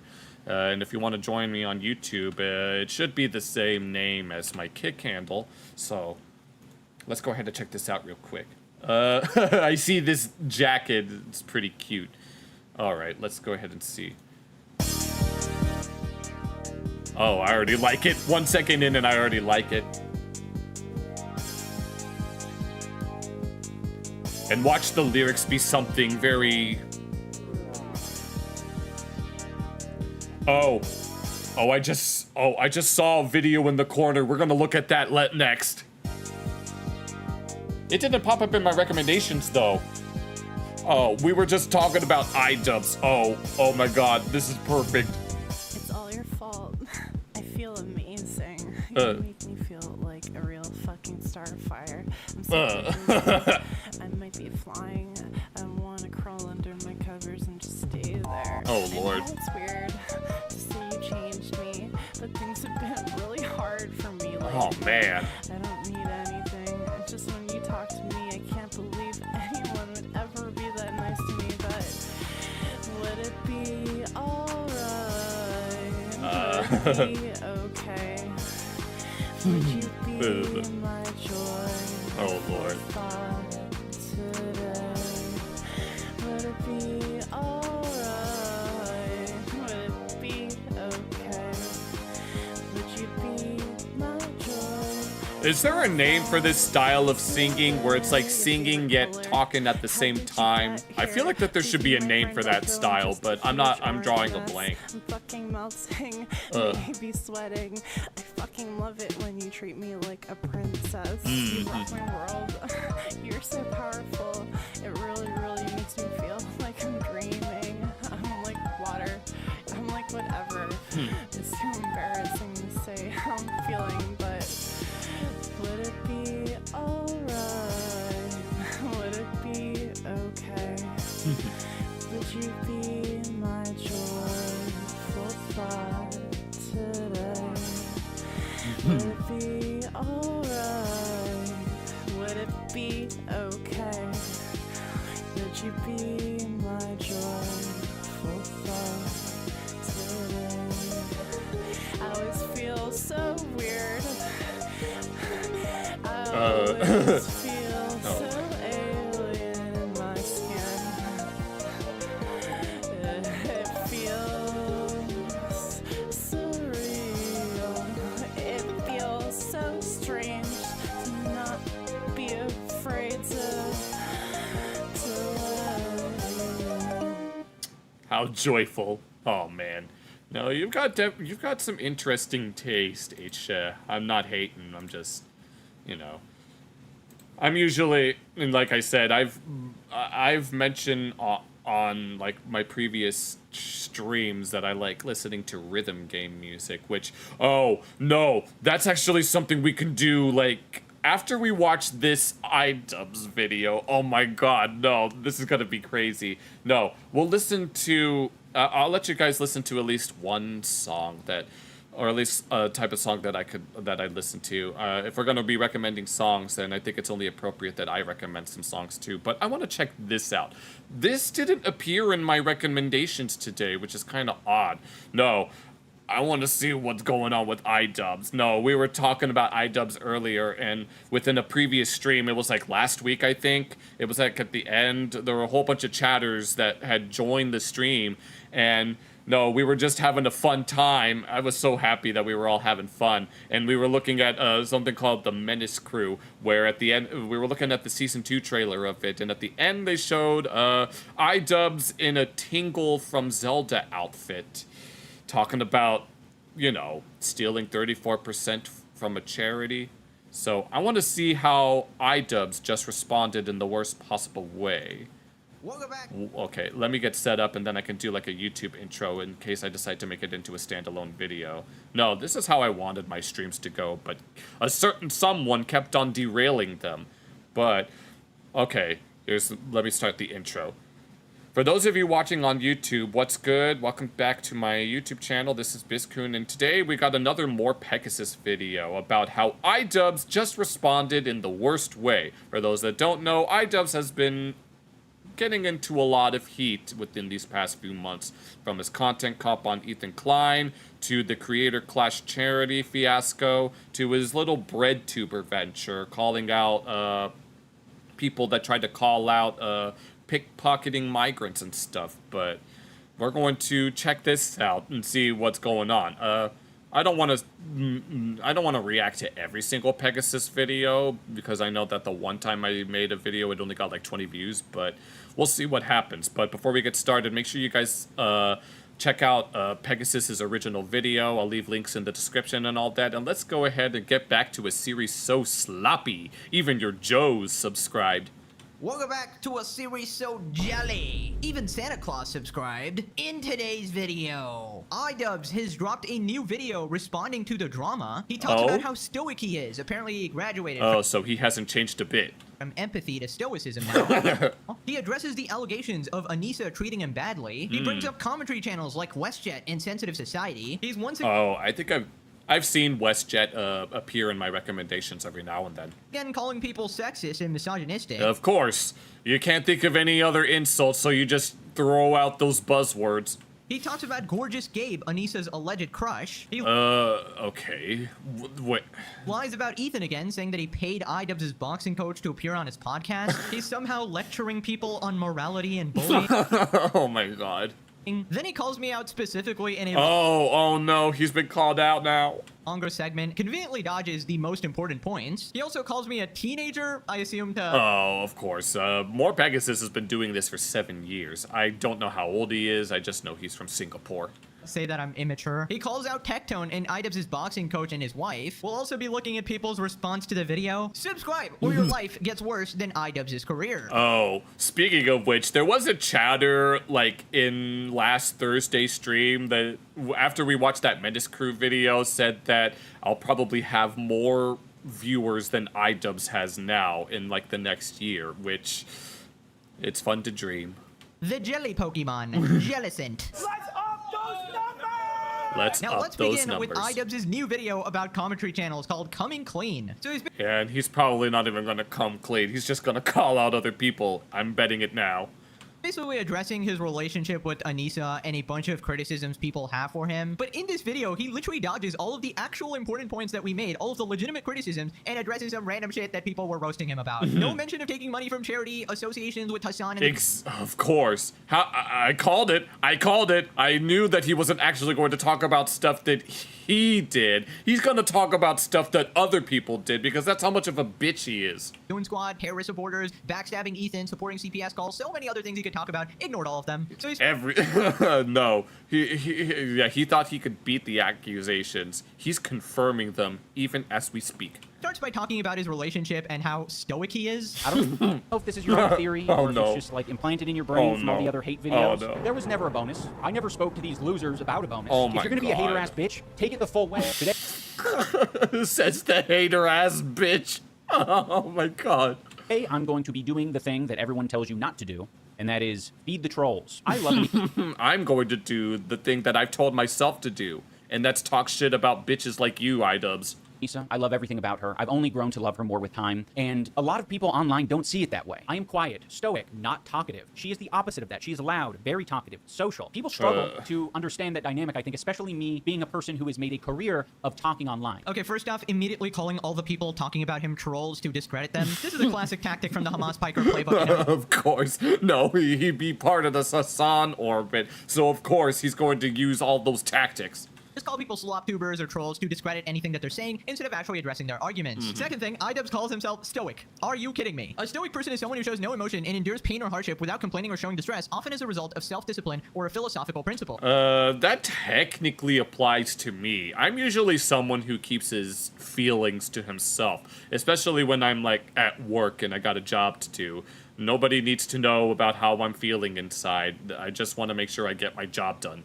They're typically calm, resilient, and don't let external events or misfortunes affect their emotional state. Right, so iDubbbz is the stoic guy, the guy literally whining about all the criticism. Yep, and here he is crashing out like a bitch. Marcus Aurelius here. We got Epictetus himself. Apparently this guy learned empathy at 32, stoicism at 34. Truly getting all the Dragon Balls here. How does he not realize that by making this video, he's embodying the opposite characteristics of stoicism because he's trying to control things that are out of his control, like people's opinions on your relationship. Then he talks about the accusations of Anissa treating him badly, and he brings up some commentary channel. Oh yeah, people are saying that like iDubbbz is being controlled by Anissa, that Anissa is the one that's ruining his life. We've been together for nearly 10 years, and all of it has been online for the public to see, and there are still people accusing her of cheating, accusing me of being in an abusive relationship. None of this is true. If I ever get in a relationship, I'm not going to tell anyone about it. It's going to be between me and them, and nobody else. And there is no evidence for any of this except, like, I guess body language experts coming on and being like, iDubbbz is being stoic here, therefore... Look, you see the way he's... No, I'll analyze his body language. You see the way that he's got his hand like this. Clearly, it's a form of compensation. And then he's making this weird-ass face here. Clearly the epitome of stoicism. He's in hell. Look at Ian in this moment. Oh my god. He looks sad. No, he is disgusted at her. He's depressed. He's working on. He looks disgusted. He looks so uncomfortable. He's like, should I be here? He looks so uncomfortable. Look at this guy's body language. He doesn't want to be there. Look how miserable he looks. Dude, he looks miserable. Dude, he looks like he wants to himself. Maybe some of these are a bunch of jokes. I can't tell. Okay, shout out the boys, WestJet and Sensitive Society. Congratulations on the iDubbbz feature. We all made it, fellas. Now, our part comes later, guys. Don't worry. But yeah, the thing is, people are just pointing out what they see and how they feel based on observing your relationship online. It really seems like you are not having a good time and Anissa is just treating you horribly. And there is an insane amount of clips back. Grant, I mean, the thing is, with regards to, I mean, I've known about iDubbbz for a long time. I've never really watched any of his videos. I just knew that he existed. But when he started doing all this Hassan stuff, that's when I was like, damn, how the mighty have fallen. Up this, theory. The way she puts you down constantly, talks about you shitting yourself, your bad breath, and you just respond like a whimpering dog. Obviously, people are going to make assumptions. People are going to comment about what you are putting out there. If you don't want to be perceived that way, don't act that way. You don't exactly look like a happy couple. I mean, I kind of want to kill myself now. Okay, so they're not a fan of the resting bitch face, all right? Well, I'm not going to smile all the time, fellas. And even when I smile, you guys still, like, contort it into he's so uncomfortable or he's smiling through the pain. Well, I don't know. I'm not a body language expert, so I'm looking at this right now. Oh, he's so uncomfortable. He's smiling on his face, but inside his eyes, you can see his pain. I mean, come on, iDubbbz, you chose the worst example ever. That picture literally looks like you are forcing a smile. And sometimes you genuinely seem like you are. Like, she will humiliate you, and you just crack out this weird-ass lobotomized cuck smile that just doesn't make any sense. It really seems like he's on ultimate defense mode for the relationship. And the truth is, if you were really secure in your relationship, you would not feel the need to prove it to the internet. You would just be your happy little couple offline. But the fact that you're out here again trying to justify it to the internet just shows that it's actually affecting you and you're not so confident in your relationship. Right, so this next part, he calls out people for being sexist or misogynistic. Of course. The classic. For some reason. The classic breadtuber maneuver of just accusing people of being all the ists and all the phobes. Well, not for some reason. For the reason of sexism and people's view on OnlyFans and them just not liking Anissa, they want to push forward a narrative that she is actively and continually cheating on me. And if you listen to freaks like this guy I'm about to show, that's what all the people are saying. They are upset. I think he wants to bang Anissa. Anissa was horny and wanted to have this therapist. Lord. What we're describing here is two grown men who are fantasizing about a stranger and his wife and what they do in the bedroom or don't do in the bedroom. That is creepy weirdo shit. Okay, dude, they're obviously joking there. Also, iDubbbz talking about creepy weirdo shit. The man whose wife is an OnlyFans. Now, surprisingly, oh, right. I actually don't know much about this channel that he's talking about specifically. I've only seen a few clips on Twitter here and there and might have included that in my video. But just from what you played there, it really seems like they're not taking it too seriously. They're just sort of making fun of you and finding a reason to roast you, which is just, what they do to lolcows on the internet. Then this next part, he talks about Gorgeous Gabe. Basically, quick context, iDubbbz's boxing coach, Mike, said that Anissa had a crush on iDubbbz's boxing partner, Gabe, who... I think this is the first time I've heard of it. Pummeled him. So, yeah, somewhat humiliating. If you're curious about the hairdresser these guys are talking about, I will point you to my disgraced boxing coach, Michael Briggs. For some reason, this stupid fucking loser and his dumb as rocks wife decided to go on the H3 podcast. Jackass, freaking shut up, iDubbbz. They already spilled their guts. They were getting paid like $5,000 to go on this podcast. I'm going to be sending you guys $5,000 for the bonus that you never got. Okay, what was that? He just immediately lied. They were not paid to go on the podcast. Ethan literally paid them because he found out that you guys did not pay the are these one of the victims of like the whole creator clash thing? Because we all know that they tried to take like 34% of the proceeds that were supposed to go to charity.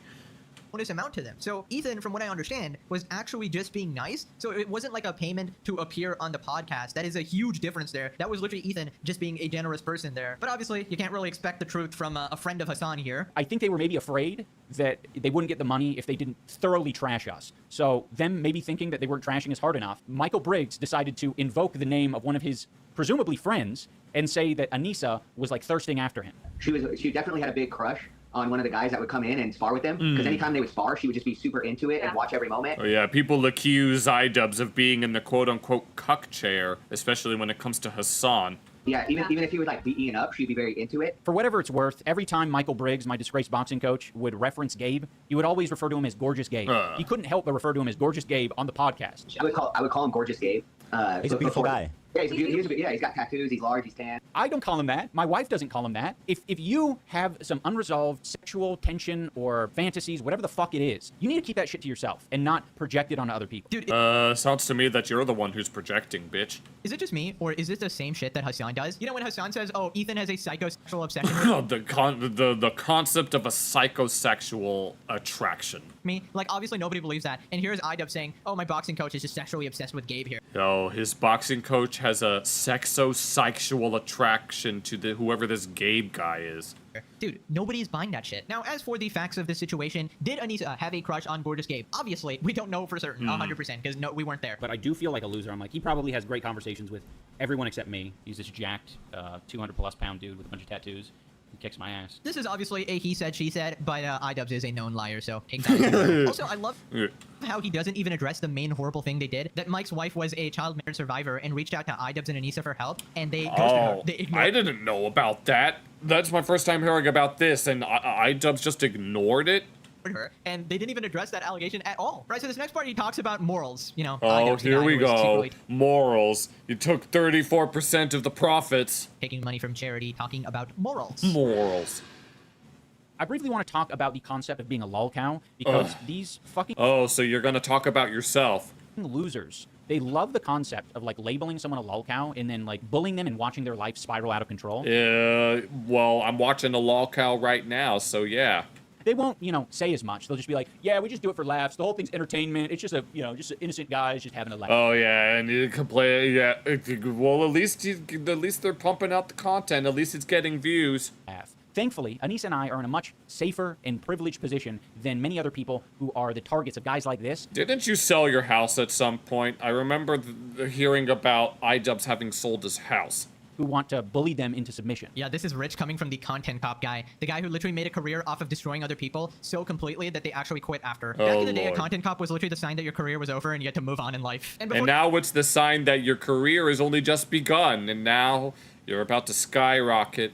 You say he disavows it, well, he didn't refund the money he got from that, did he? He didn't refund the 7 million subscribers he got from that, so no, that doesn't work. Anyways, at least he finally admits that his life is spiraling out of control, as he puts it. When him and Anissa were acting this entire time, they're just doing so amazing, you know, nothing is affecting them. They've never been happier, apparently. Yeah, we know that was a load of horseradish right there. But this is just a classic dude, the internet lolcow who does horrible shit and then cries about harassment. You threw the first punch against Ethan. You said you want to get down and dirty. You want to be in the... Yeah, he was the one that started all of it. If he hadn't had made that content cop, then none of this would have happened. And even if he did make it, if only he had simply just, I don't know, acknowledge your own mistakes. Mud with Ethan and all these commentary channels, and you purposely tanked your own event in order to do this. You linked up with Hassan and the Orbers, some of the worst people in the online space. People, and of course, he's never going to acknowledge all the shit that Hassan been up to. Who actively support terrorist organizations who kill civilians, and you willingly partnered and befriended them. You even later put me in this video criticizing me, so obviously I'm gonna have to respond. So like, if any day, I can't wait. You stopped being an idiot, all of the videos would stop. Like, and the same thing with Hassan. You guys just need to stop fucking up for 5 seconds, all right? And you just can't do that. I'm just so sick of these morons who do horrible shit and then cry and play victim when accountability knocks at their door. They were laughing at my dad for getting sick on some of these forums. Like, what did you think? What did you think? Because you shared it online? Yeah. I mean, like that's what people. People within the Hassan orbit were trying to fuck with Ethan Klein and his kids, all because they contracted some disease that, according to the bitch-ass empanada, is a disease that's unknown to science. If it's unknown to science, then why does it have a name? But, yeah, granted, in hindsight, Ethan Klein probably shouldn't have shared that story, but that doesn't mean that he deserved to have CPS get called on him. People are going to do because they want to get a reaction out of you. Yeah. I don't think they probably even really believe the stuff that they're saying, but they know because it's extreme and, like, edgy that it will cause you mentally spiral like this, so that's why they do it. And you're telling them that it affects you, so guess what? They're going to keep doing it. This is how the internet works. Right. That's what they say, that don't feed the trolls. If you give in to the trolls, then they're going to keep messing with you. Trust me. It shouldn't be, but that's how it is. The whole time, he's not saying that he is a perpetrator of bullying her. What he's saying is that other people are doing that. But he is doing it actively. In this video, he is bullying Anissa. Yeah, so iDubbbz cares about bullying now. So when you were just all of a sudden. No, we have iDubbbz going here on his high horse, acting like Ethan Klein is in the wrong for saying things that aren't even really all that bad. I mean, it's been a while since I've seen the content cop, but shit. Justifying the CPS call on Ethan's kids, sending a shit ton of harassment his way, making excuses for why people were trying to... This bastard right here. Fuck him. Take his kids away. That is not bullying, guys. That's not bullying at all. In fact, your video might have more views than that entire Kino Casino channel, all of their videos combined, possibly. Apparently, what Hassan and his crew do to all of their enemies, that's not bullying, guys. You know, lying, slandering them on a daily basis. Oh, and this bitch as well. You know, doxing, putting bounties on them. All of that is okay. It's just crazy, the double standard this guy... Yeah, he's on the side of the people that are doing all sorts of doing all these heinous calls to action. Guy has. Also, how stupid is making this video? The guy literally just told you, oh yeah, you know, people are fishing for a reaction, and you just said that people is him, right? So he is fishing for a reaction, and you made this video. Reaction. Here we are. Yep. We're reacting. You guys, whoever's in chat right now, you'll be like, you're reacting to a reaction so that you can react to this reaction. Obviously, you're just gonna get cooked. I don't think a lot of these commentary channels want to be held to a higher standard. I think they want to comment on the strategy of things, and they don't want to reveal too much of their own morals or principles. Yeah, that's just bullshit. I personally have been very open about my morals and principles. Here's a quick list. I haven't been that open. Like, I mean, most of my morals are pretty standard issue, if we want to call them that. I think if you take money from charity, you're a massive piece of shit. I think if you associate and befriend Hassan and their friends after their open terror support makes you a bad person. Just as nice as called a horrible thing to do. Having an OnlyFans girlfriend, perfectly fine. You're entitled to do what you want. But I personally lose respect for you, and I think you're a cock. You could probably respect yourself and do better. Pretty clear lines there, if you ask me. Then this next part, he justifies putting himself crying at the end of a video where he is criticizing Ethan. Oh, he did that before, and he's doing it again. And trying to ruin his life, and then he tries to play victim by putting a segment of him crying. This next guy is the perfect example of what I'm describing. He is being very critical of me talking to a therapist. And by the way, that wasn't even a therapy session. I just happened to cry in that moment. And I was like... You just happened to cry in that moment. Okay, keep telling yourself that. This might be able to communicate authenticity, so I'll include it. And then Ian goes on a podcast with a therapist and gets extremely real with him, which is a profoundly stupid idea. Like eating with your mouth full on camera. All people should know better than to go on a therapist's podcast and vent about his very real problems. Yeah, I wouldn't be caught dead doing something like that. Problems on a public forum like that, because people will use that information against him.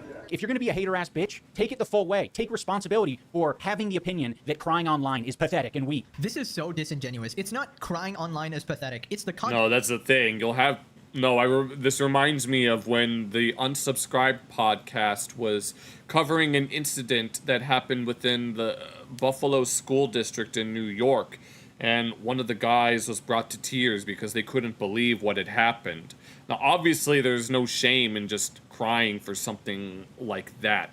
But if you're going to cry over something that was essentially your fault, then you're not really worth that much sympathy. Text. If you are purposely putting yourself crying at the end of an edited video where you're trying to make yourself seem like a victim after harassing somebody so bad like you did Ethan, it comes off manipulative. Exactly. Also, yes, in general, like random ass TikTokers crying on the internet, it feels dumb and manipulative and performative. But yes, there are fringe cases where crying is okay if you had a family member pass or if you're struggling in general and you want to share it with your audience. That is fine. But the way I said that earlier. iDubbbz did it at the end of the video in order to play victim while he's actively harassing somebody else and acting like he's some empathetic person. That is a thing that people have a problem about. Like plenty of, good people have cried on camera. It's perfectly fine. Okay, finally we get to the Pegasus part, the best part. Oh, here we go. No, this is what we've been waiting for. The video, of course. Now, if you've watched the series, I've made a lot of critique on iDubbbz, so let's see what important points he chooses to address out of all of that. Now I'm going to react to a couple of these random creators who have made videos or statements about Anissa and I, just to give you a taste of what an average is.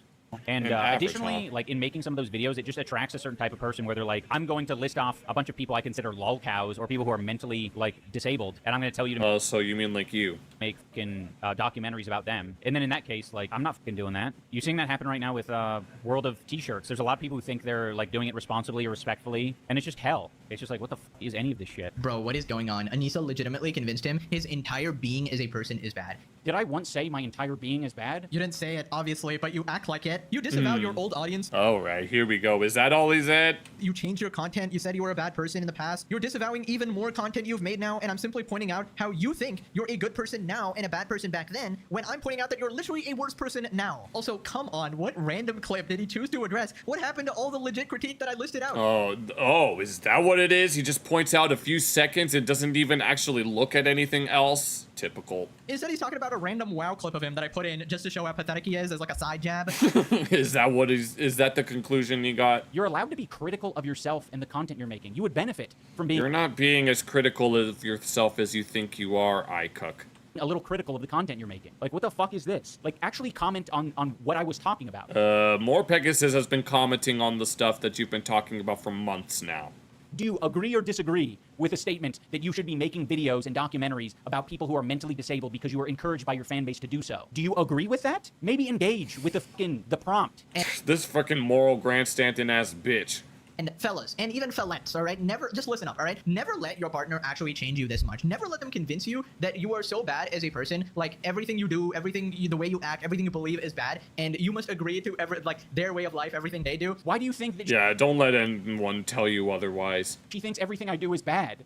I'm like, man, these people have fucking drank the Kool-Aid to a disgusting degree. Now, if you excuse me, I'm gonna get me some Kool-Aid. Drank the Kool-Aid. It says the walking lobotomy patient. It says the guy who looks like a Dementor sucked him off for 30 years. Listen, let me break it down for you. You seem to have adopted all of Anissa's opinions. That's what people are pointing out. Now, there's no way to know 100% if Anissa actually influenced you to this degree, but it is very I mean, I actually did make mention. I don't remember if I actually did talk about this on stream with regards to... Actually, I don't think I did. Likely, which is why I was going to mention, like, even back in, like, ancient times when women didn't have that many rights, women still found ways to influence politics. So I can imagine that Anissa would be doing the same here. people are making that assumption. It feels like she convinced you that everything you ever did was shameful and bad and you were the most horrible person in the world, and I was just pointing out that, hey, you weren't that bad. And now you seem to think that you are this beacon of truth and goodness, when in reality, it's the opposite. You're worse than ever, and you're friends with Hassan and the Goon Squad. Yep. Also, the reason I didn't specifically address the prompt or whatever is because it's obvious, you moron. I was using your statement where you disavowed more of your content to say that, hey, you were playing the guilty Olympics again. You were basically saying that, oh, even my new content is bad, and I need to change and fit the new standards of my wife once again, or Hassan, or whoever the fuck is mind controlling this guy. Obviously, if there's legitimate criticism taken into account or whatever, but this is legitimately tragic. He cannot be proud of a single thing he's ever done in his entire life. He just feels guilty about all of it because of Anissa. Dude, I'm proud of plenty of things. I'm not just gonna go on stream and declare it. Like, what do you, like, it's so boring.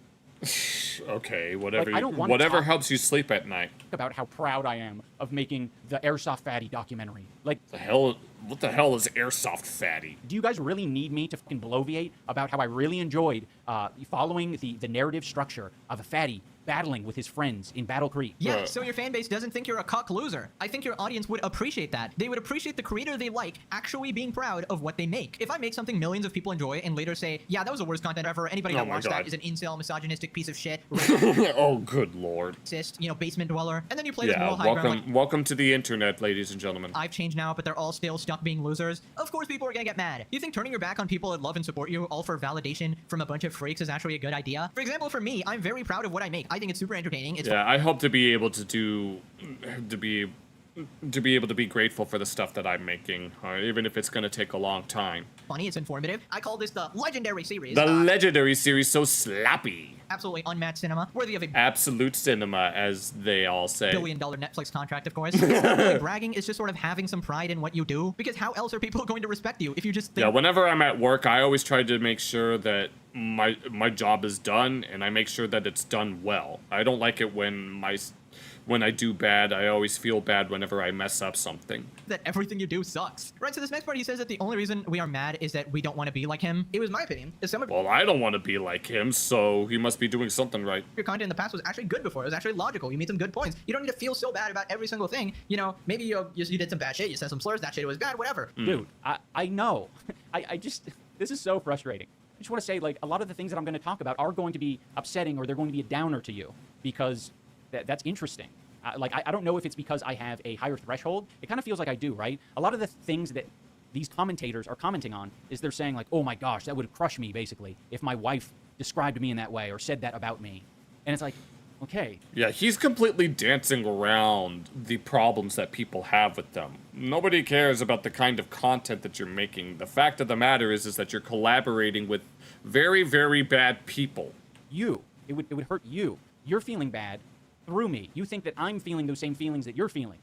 I'm not. Yeah, I mean, because any normal average person would feel bad if their wife treated them like this. It just so happens that you're so cocked that you don't feel bad, and it's sad. We're trying to make you see that. We're trying to make you see that it's not okay to be treated like this, but whatever, you know, you can't help people who don't want to be helped. Oh god, I wish I knew what happened behind the scenes. That would be so amazing when we'd be able to talk about it. Granted, I don't think I'd be able to leak anything. Anyway, so after this, he calls me a teenager, I guess to say that I'm immature, maybe. But like good shit. I mean, you do sound very young, Pegasus, so... Your content as well, you're legitimately, you know, fighting against, like, evil people and shit like that. Because I'm sensing this guy as being his own version of sincere, because I honestly think, I don't know how old this guy is, but I'm going to say a teenager, a teenage commentary YouTuber, I'm going to say... So he doesn't know anything about Pegasus, he just watches like 1 or 2 videos and just leaves it at that. that their version of sincere is going to look very different than mine. I'll take what I can get right now from this guy. I just realized what his tattoo was. Oh, good lord. When I'm giving my actual authentic take about something. Authentic take. Okay. Yeah, whatever helps you sleep at night. You don't need to put the blame on my wife. You don't need to say that she's controlling me. This is very off base. People who are in relationships, they communicate, they talk. This is just the reality of getting in a relationship and becoming more enmeshed. Like, it happens. You know, if we eventually have a kid together, like, it's very important that we're on the same... Oh my god, that poor future kid. ...page and that we communicate. I know it might feel like you have some outsider insight, but it is just very wrong. Okay, real quick, I love how even iDubbbz, the guy I'm literally like hating on in the video, has to admit that my critique is actually very fair and honest, and I actually sound sincere. No, how the tables have turned. So that's kind of how you know that I'm actually doing a pretty good job when even my, perceived enemies or critiquers here agree that I'm actually being quite honest here. So just quickly addressing his points there. So when people blame your wife, it's about two things going on. Number one, she's insufferable. Number two, they really want to... I haven't really heard enough of Anissa to give any sound judgment.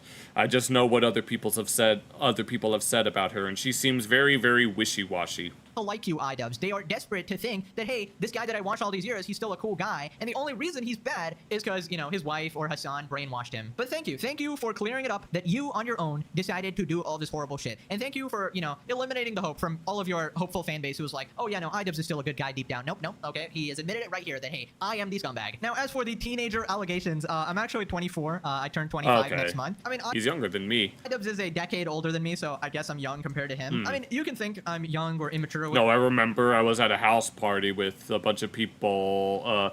Most of those people were older than me, and when I told them my age, one of them was all like, "You're still a baby." Whatever. Maybe I look young. I'll take it as a compliment, I guess. But yeah, I think. Yeah. There are a lot of people that I know that either look.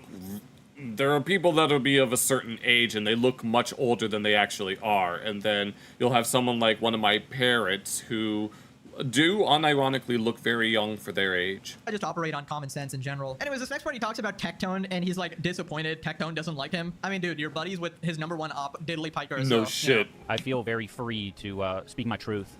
Yeah, his truth, right? Agree, Bri. Do you want to know why this shit makes me so mad? Why? Because there was a point in time back in OnlyFans Season 1 where I was like, dude, iDubbbz is the fucking man. Such a chill guy. So down to earth. Loved meeting him in real life. Loved playing games with him. This guy was the fucking man. I think Tectone is remembering this in kind of a weird way. It seems like he's very nostalgic and happy about it. He's being very over the top of how epic I was. But by this time, everyone... Part of me is kind of glad that I never really knew who iDubbbz was. Well, I knew about him, but I never watched any of his content. So, at least in my context, I know that it doesn't really... I'm not really affected by iDubbbz's downfall. It's just one of those things. Someone had like decided that Anissa controls my life and that I'm a beta male soy cuckboy. So it actually is very funny that he's coming out now saying like, man, he was the man just 2 years ago. It's like, dude, the fucking cat was out of the bag 2 years ago. Also, it's weird because I didn't play games with him other than we were in the same guild. I don't know. I think he's just trying to add on to this narrative that the internet likes of, man, he used to be so awesome. He was so cool. And then he got corrupted by that. Oh, he got corrupted. Bitch. Well, obviously. Okay, he's the one that's corrupted. No, nope. Frickin' iDubbbz, the harbinger of all moral clarity. Uncorrupted soul. Beyond anything. Beyond even maybe Jesus. Oh, hey there. 2 years ago, it was a very different situation. Now, don't get me wrong, you were still cucked, but you just had a wife with an OnlyFans. That's your choice or whatever, right? But with all this other shit, like this thing with Ethan, Hassan, Charity, this is all new. And this could have possibly changed his opinion about you. It is very likely that's what happened here. So, yeah, it's not the same situation, dude. People don't just hate you because you're like this loser cuck. It's kind of because of the horrible shit you've done. He was one of my favorite content creators of all time. And to see that this is what he became. I mean, this guy inspired me to do content. Like, my breakdowns on people's entire character was inspired by iDubbbz. And it's so lame. Like, to see... Yeah, imagine having... Oh, you're here too. All right. Yeah, imagine, like... No, being inspired by someone to do something great. Only to find out that... Like, only to find out... What was it? I lost my... Only to find out that you're, like, quote-unquote, heroes. Yeah, never meet your heroes, as they say. And I guess here's more proof of that. What one woman's pussy and Hassan can do to a motherfucker is insane to me. And if he just would have remained true to himself, he wouldn't have ended up this husk of a man he is today, and probably would have way more viewers and wouldn't having to be making content he hates for money. It's just... This is such fucking cope, man. Like, hearing Tectone say it, it's just like, It's reminding me how many times I've heard this fucking script. These people cannot fathom that the based epic N-word guy has changed his mind over time. It's got to be a woman or Hassan. Oh, good lord. I think if they accept that I came to that decision on my own, they have to reckon with some demons of their own. Like, it's hard to accept the fact that Says the demon that we're watching right now. Taken this journey, and it's not one I regret. It's actually one that I've felt better after doing. He feels better, guys. Case closed. He He's feels never felt better. I mean, yes, the guy whose entire YouTube career is basically ruined by a single video. He just keeps getting worse and worse. Look at that man. He is, you know, in the prime of his life, obviously. Dude, iDubbbz is literally that crying face behind the happy mask Wojak. I mean, I don't know why you would ever admit this. You know, at least before, people could say, iDubbbz is a good guy. You know, he just got corrupted by his wife or Hassan or, you know, bad influences. But now you're making it clear. No, guys, it's me. I did all this shit. I am the scumbag. No, they have no influence over me. It's all me. Okay, dude, you win. You win. You're the scumbag. Okay. And then iDubbbz addresses the most important allegation, his last name. Oh, good lord. Oh, who cares? Also, there are a lot of grown men out there who were outraged to find out that I changed my last name from Washburn to Jama when I married Anissa. Who took his wife's last name, taking Anissa's last name, Oh. taking your wife's last name. I mean, when it comes to, I know it's not a very common practice, but shit. In her last name. His last name? The last name, the story. Okay. Oh, yeah, there's so many. I forgot. I think some of these people think I'm trying to push a woke agenda or some shit, but I don't give a fuck what anyone does with their own last names. This is what I chose to do because I like her last name better. Dude, why have you chosen to address this out of everything else? It's like he handpicked the few things where it's so insignificant that nobody really cares. If you're only gonna make one video responding, you better pick the most important shit, the things that people are actually concerned about. Now, if you're gonna make multiple videos or whatever, sure, you can do whatever. But if this is your only response, this is pathetic. Also, even in this minor allegation, you left out the fact that Anissa made fun of your last name, and that's part of the reason, you know, that you guys decided to take hers. It just feeds into the cuck narrative more and more. But anyways, this next part, he talks about his boxing coach. Basically, they said they were promised bonus money from iDubbbz that he never gave them. iDubbbz says that they're lying. Only thing is, why did iDubbbz take so long to respond to this? There was never a That's a really good question. bonus. I never spoke to these losers about a bonus. Ugh. I was paying these people an hourly rate to do the job that I asked for them to do, and they got paid. This fucking loser with the beard got paid $32,000 for training an influencer to box, and she got paid $9,000 to film some of it. They conveniently never talked to either one of us about it. You confronted about that? You asked them, or you didn't want No, to? I just let it be. I'm the same. They conveniently don't have any text messages or emails or contracts that have anything to do with bonus money because that conversation didn't happen. They are lying to Ethan and his crew. Listen, there's no way to know what actually happened here. This is again. Yeah, we don't know what goes on behind the scenes of these things, so the fact that he's just making all these categorical statements. He said, she said. But I feel like if it was false, you should have made a response immediately, or at least a few days after, debunking what this guy said. I mean, we'll see what Mike says after this. It might have been like a communication issue or something like that. But I feel like iDubbbz and Anissa should be so rich to the point where even if someone had a miscommunication, you could just pay them a couple thousand bucks or whatever and get it over with. Like the iDubbbz, it should be nothing. This guy's 7 million subs, but I don't know how he's got himself in such a financial situation where his wife has to relaunch her OnlyFans and he's still like so broke and he's in like a basement or some shit. Like, dude, it is actually tragic. Also, did this guy really not address the child marriage thing where you and Anissa apparently ignored this girl who needed your help and ghosted her? Insane, dude. Instead, he decides to address the last name allegations, bro. Nobody cares. I was trying to mention something about a child marriage. Go and check out my Twitch live stream. I'll put a link in the description. I'm going to be reacting to the H3 podcast where my rat coach and his rat wife are being nasty rats together. Oh, good lord. Shut up, iDubbbz. Probably for the rest of this month, I will be reacting to shit and, I don't know, fucking stirring the pot. Well, that's more content for me, baby. Yeah, so bro literally addressed nothing of importance. No Charity, no Hassan, no CPS or Ethan. 0 out of 10 response. Let's see what people are saying. Okay, the top comment in the video right now is child marriage is bad. Oh, good lord. And how did we end up here? You're making it so obvious. This is your emotional dumping ground. It's horrible. That's not what podcasts are. iDubbbz, and he's doing the exact same shit. He's deleting comments. He's stoic, guys. He's unaffected. Seems half of the audience of this channel now just hate watches it. I'd argue more than half. Why are you mad about this when there's a literal set going on? Oh, here we go. The freaking. And how dare you talk about this, Hassan? Yeah, how can you talk about this when there's a Xenogide going on right now? He's sending you a message. I thought this was about you stealing from Charity. No. No, it was never about him stealing from Charity. About his last name, guys. Now click this video or you turn into iDubbbz, bro. I'm not going to turn into iDubbbz. Okay, well, unfortunately, I didn't have that much to comment about, but, you know.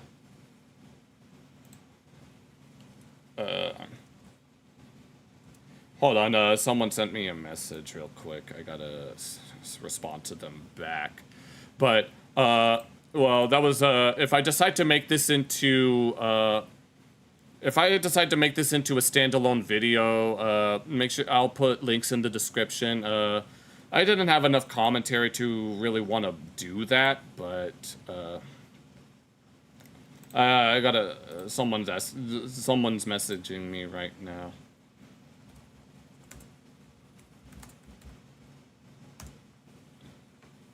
I gotta respond to them real quick. All right. All right. I'm not sure what we could else. Oh, hello, Spenian. Welcome back. It's been a while. Nice to meet you. Well, at least we got some familiar faces in the chat. All right. I'm trying to message someone right now. Hold on.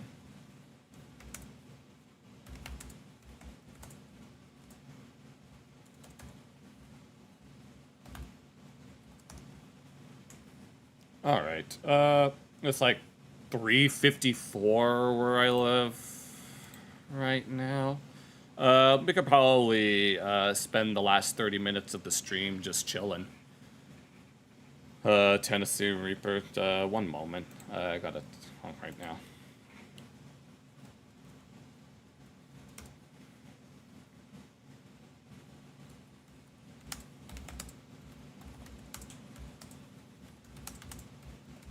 I'm messaging someone real quick, so just give me a moment.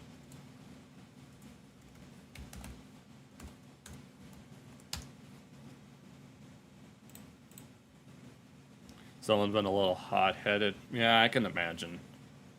I think, no. I guess that's something that I have to figure out with regards to streaming, is just figuring out what to do. I might have to plan it out in advance more than anything.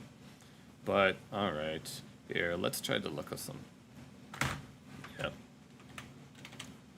Yep. Why is that the first thing that pops up? God dang it. That wasn't supposed to happen. Yeah. You got a suggestion, just real quick? Hold on, I just want to make sure that I...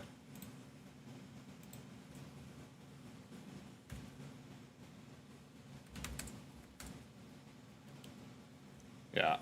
Hold on, I'm trying to message someone.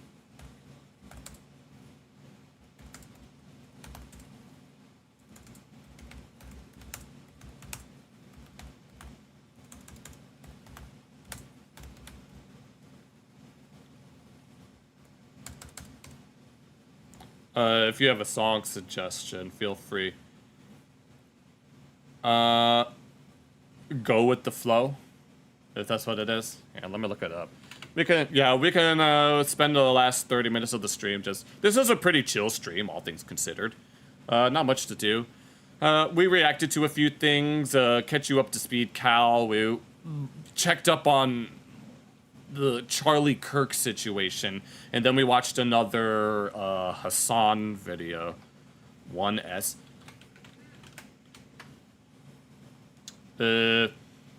Apologies.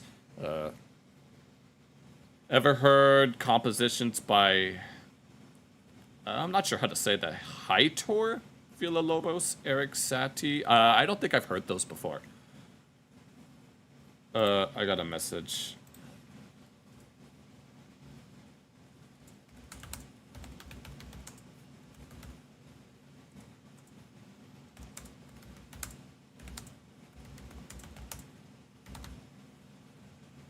Okay, here. If you have the song suggestion, go with the flow. Here, let me just look that up. Who is she by Mo? Okay, here. I know what we can do. We can do a little, like, there's a way to do it. Let me look this up, and then we could put that next in the, no. We could put that, we could put the, the first, okay, here. Let me... Wasting, is it this wasting time? Here, we can listen to this, and then Who Is She by iMonster. Alright.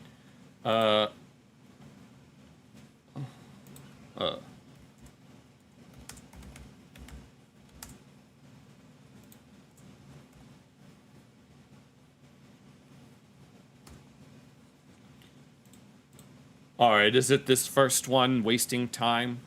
And what did I say that was so bothersome to you? I've been... Okay.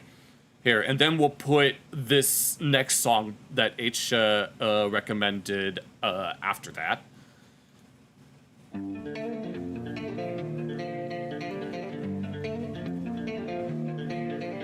I'm staring at the ceiling, it's another empty night. Echoes of my silence cut through the low light. There's a clock on the wall that won't let me be. Ticking down the hours I'll never get to see. I scroll through old faces, they don't know my name. Just a ghost in the shadow drifting through the same. I watch them move on while I'm stuck in place. Alright, I added it to the queue.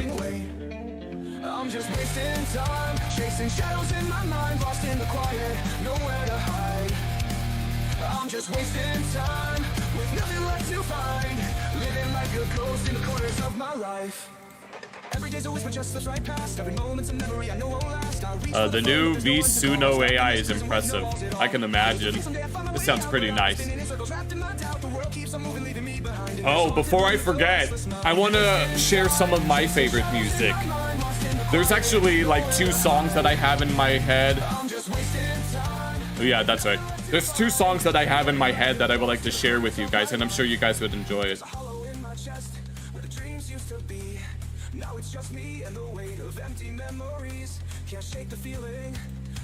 But we'll listen to that.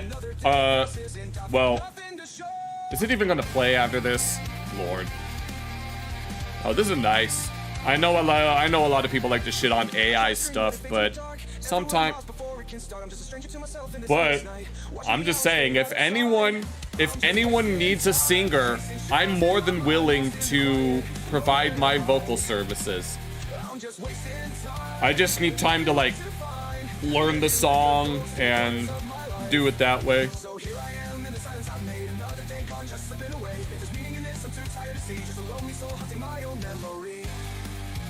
Oh, Spanian, if I'm saying that name right. If you have any suggestions by either of those artists that you mentioned, you can.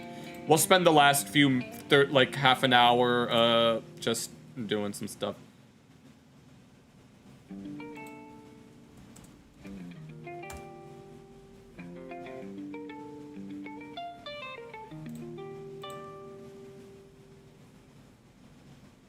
There's a hollow in my chest where the dreams used to be. Now it's just me and the weight of empty memories. Can't shake the feeling that this is all I'll know. Yeah. Another day passes and I've got nothing to show. This is some weird transition. A piano cover of Puck. No, I'll do you one better, Spanian. We're gonna listen to the. Oh my God, no! We'll listen to the freaking what's it called? The Nicki Minaj version where it's starships being sung over it. We should do that. Although you probably wouldn't like that. I'm sure you probably wouldn't want Pachelbel's canon to be tainted.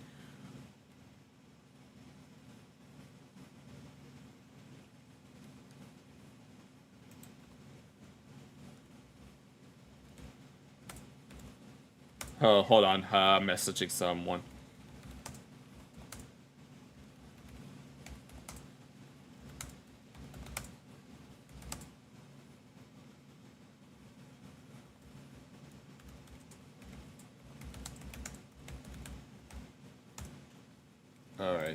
All right. Give me one moment. Here, now we'll listen to this next one. Whatever song that you have here. I Monster. Who is she? This sounds like fly music.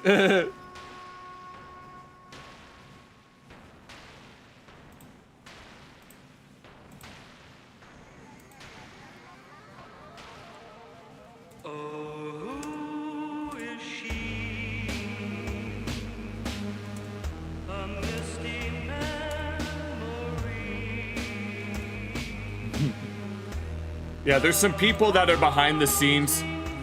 Well, I don't want to turn it up at... there's a reason why it's not up at max. I want to make sure that you guys can hear my voice. Because I was going over the VODs and stuff, and it was kind of hard to hear my voice. So that's why it's not at max.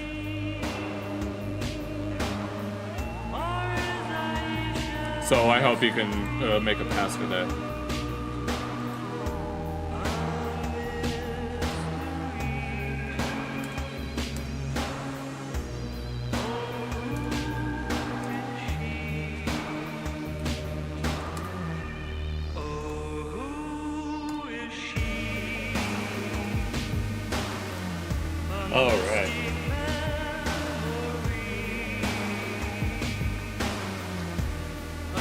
This reminds me of some songs that my friends would listen to whenever they smoked weed. Well, I was told that when it comes to like copywritten music, you kind of want to talk over it, but I can always just turn up the mic.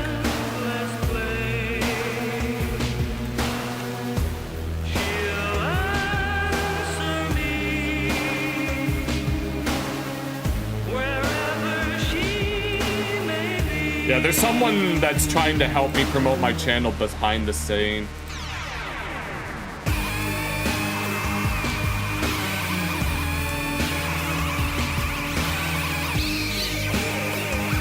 Oh, damn, these sounds are crazy, man.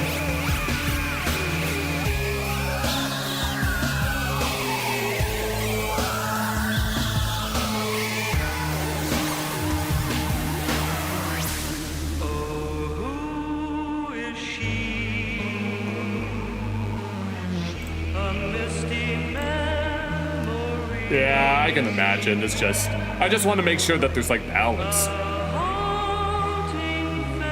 God weaned Satan by weed. Alright. But I want to get to a song that I like as well. At least just so, you know.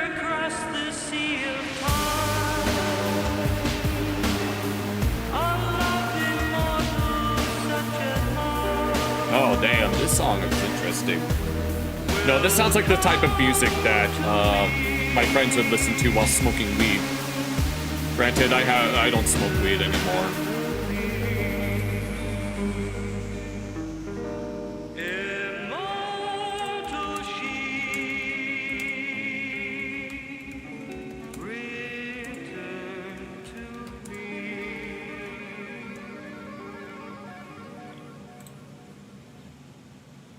All right. The next thing. Oh, Spanian, do we want Pachelbel's Canon or God weans Satan?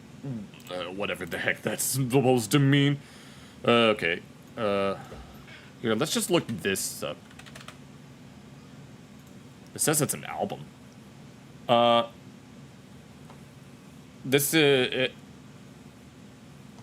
an entire album, it seems. Fuck. No, I don't think I can do that. Honestly, I do not want to commit. But then again, we're looking at something called God weaned Satan. So I was going to say that I don't want to commit blasphemy because, quite frankly, that's just how I feel. But I could talk more about that, but I don't really want to force my beliefs onto other people. So that's why I'm not necessarily doing it. Is there a specific song, Spanian, in here that you wanted to look at?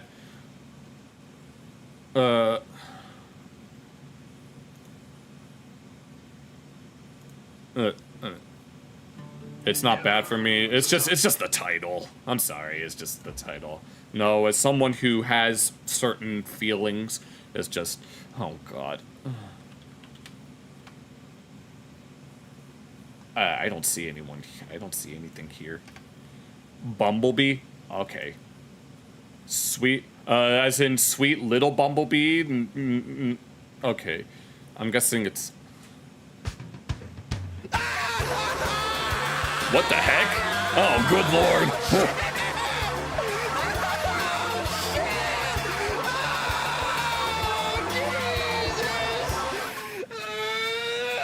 It's one of your friends, probably. Give me one moment.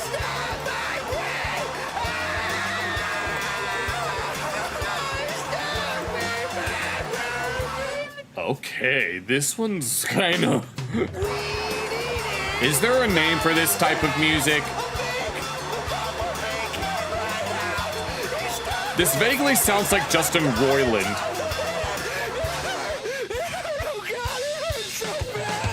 What the heck? I don't know what's going on here.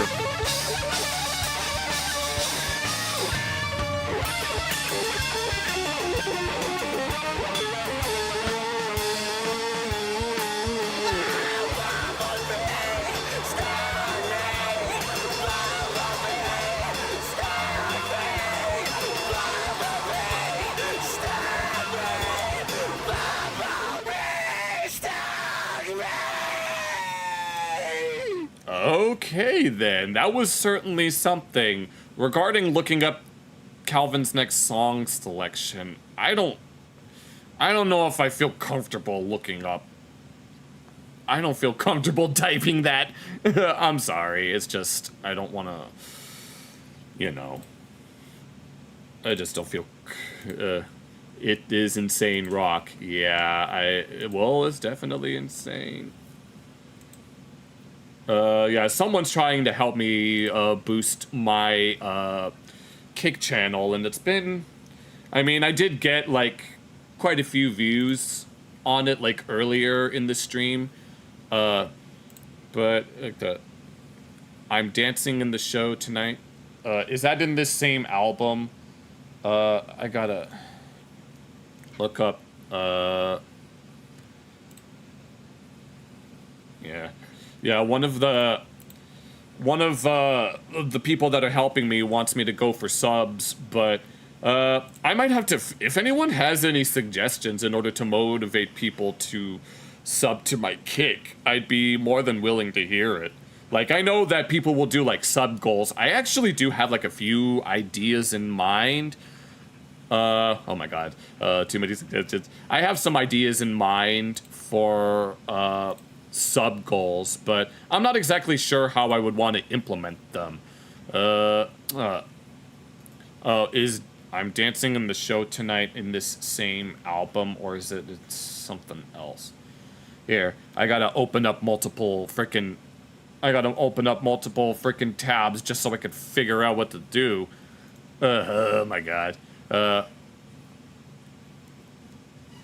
Whatever the case. Oh, I wanted to look at this video too, but we might have to check it out another day. Here, let me look up multiple things. Okay, we'll look at that, and then we will look up... I'll look up this. Dancing in the show tonight. Honestly, Cal, if you have a different song suggestion, I don't know. I don't feel comfortable typing that in. You may or may not understand. If you have something else, I'll listen to. What's the name of your friend's channel, though?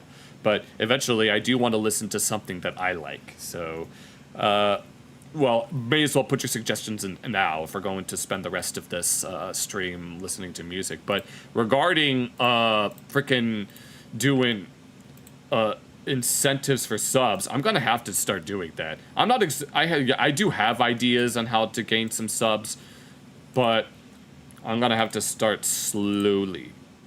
All right.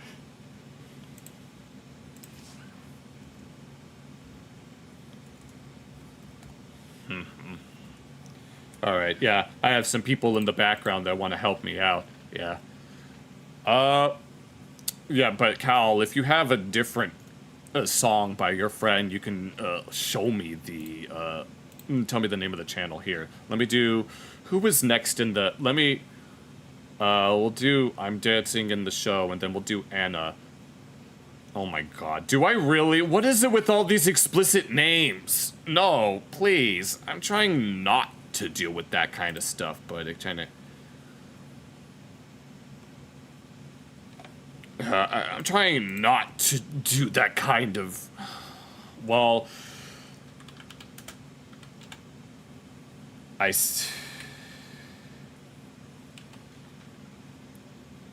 Oh my god. Amazing. Is it this guy up here? They have a song called Rick and Morty, which is... How was that not copy claiming? No, like, all things considered.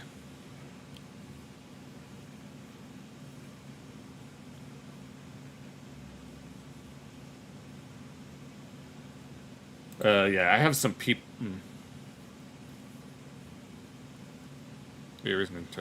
Okay. You like the music? Oh, okay. Well then. Which of these do we... No, is this the channel? Is this the right channel, Cal? You like the name? Okay. Oh my god. Oh my god, what are we doing now? Alright. Here, is there a particular song, though? Because this just seems weird.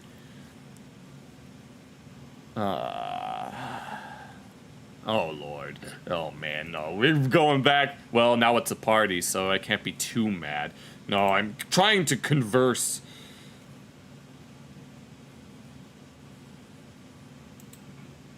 All right.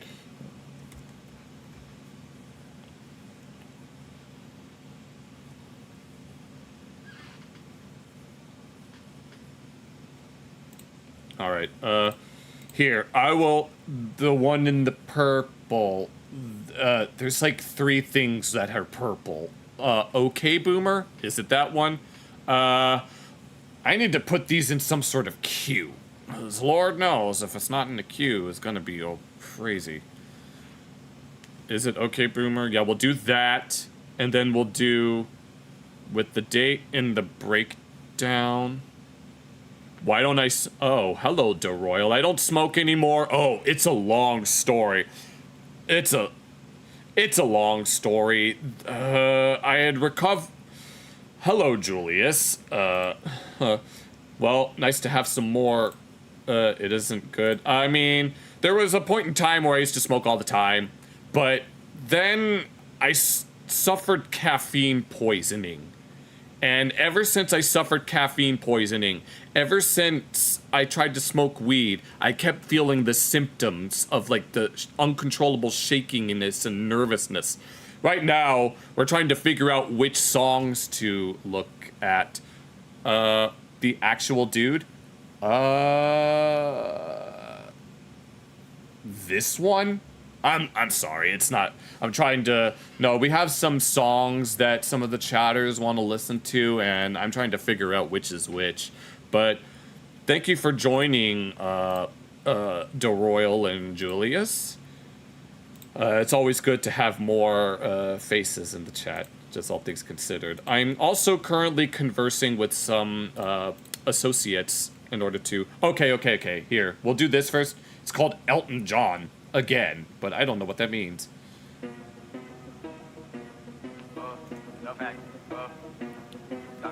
Dr. Woke. Okay.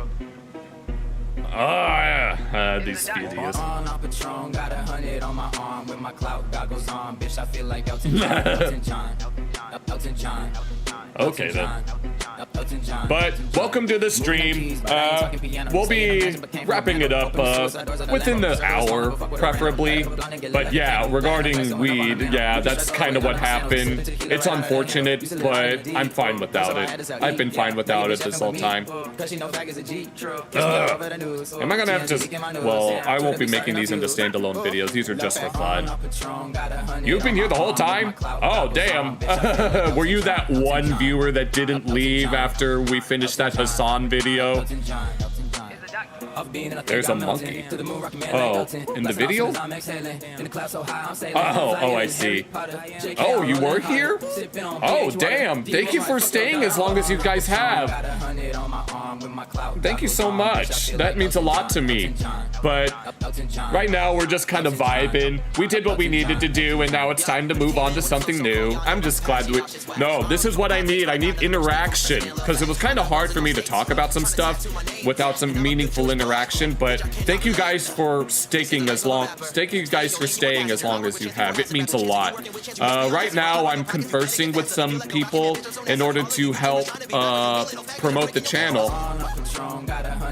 After is hide the weed. All right, but I seriously want to share with you guys some of my favorite songs. All right, all right. Next, we'll do Dancing in the Show Tonight. You're just viewing. All right.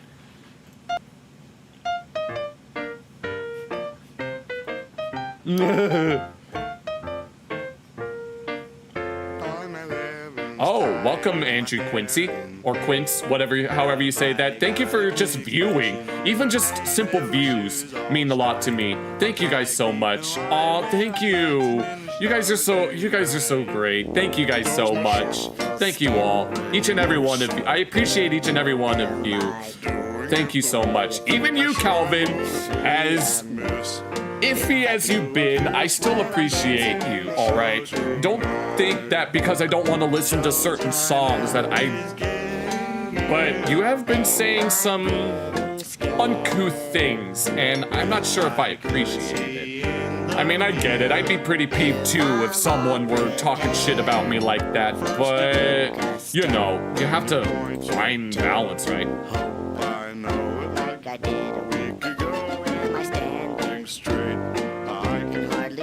Yeah. As horny as you've been, shit, no.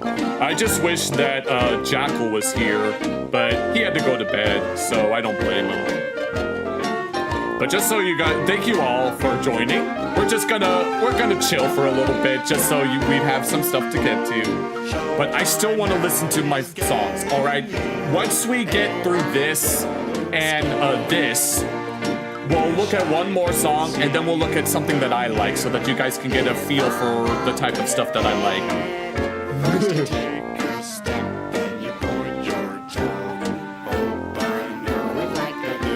But yeah, we have a lot of exciting things going on. We have a lot of behind-the-scenes stuff, and I'm hoping that everything can get off the ground. I'm so excited. You guys don't even know. All right, next we're gonna listen to this, and then we're gonna listen to whatever it's called, Hide the Weed. And then after this, we'll listen to Hide the Weed, and then after that, we're going to listen to something that I like, so that you guys get, yeah. Oh, Anna. All right, here. It's a three-headed, I think it's a rooster.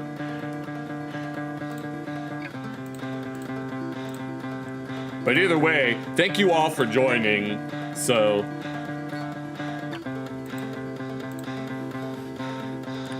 I'll be God, I'll be God, I'll be God, I'll be God today.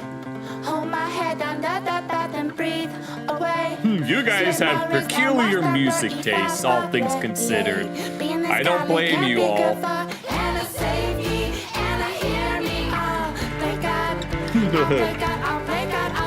But, yeah.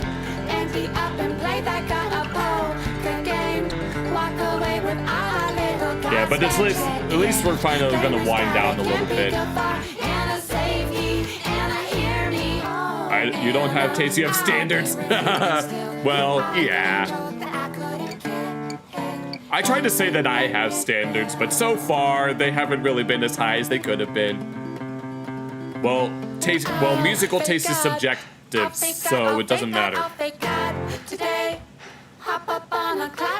I can imagine some genres being like acquired tastes, especially if you kind of like have a, I don't know.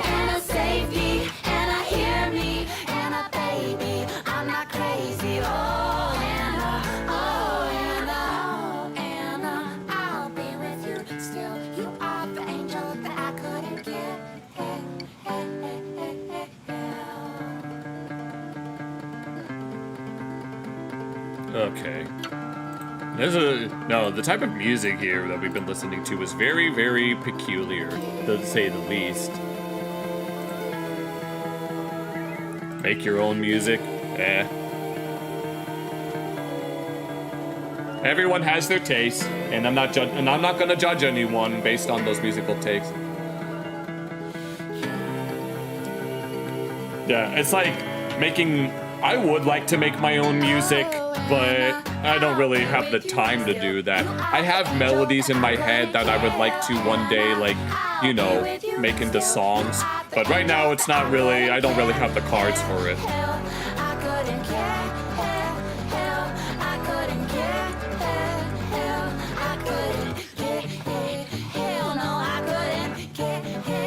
Aphex Twin.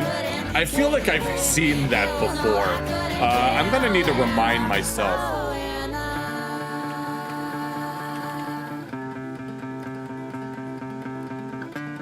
I feel like I've seen this before, but I don't really remember. Yeah, I don't really know anything about any of these artists. Auto-translate is... I can imagine. Auto-translate, huh? Let me, okay, now we'll look up that, what's it called? Something weed. Hide the weed. All right, and then after that, we'll listen to something that I like.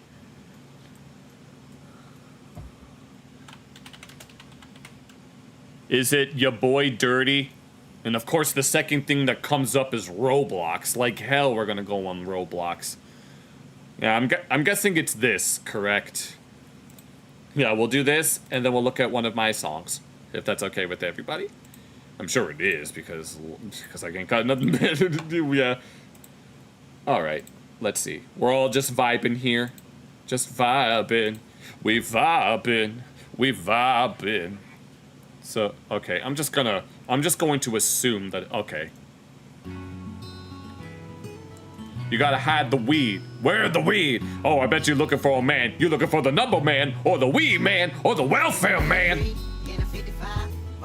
Oh, dang. And this is one of your friends. Is this another one of your friends? You seem to get around.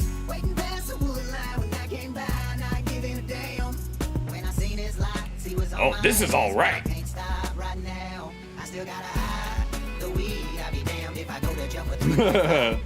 No sir, you ain't searching me. This ain't my first rodeo, son. I know my rights. You can call whoever, you can tell them what you want, but they still won't. No, I like this. Damn. Oh yeah. This is funky.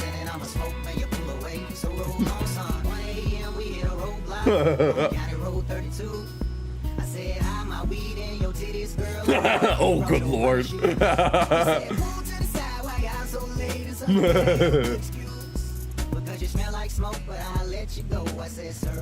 No, here we are, we're just vibing. Oh.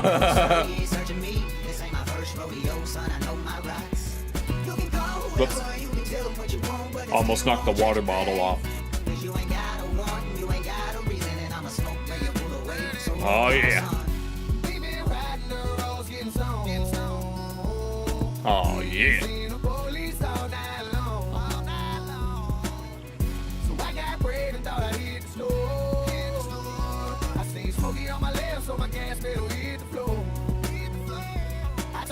I noticed this has 21 million views. There's a chance that this could get copy claimed.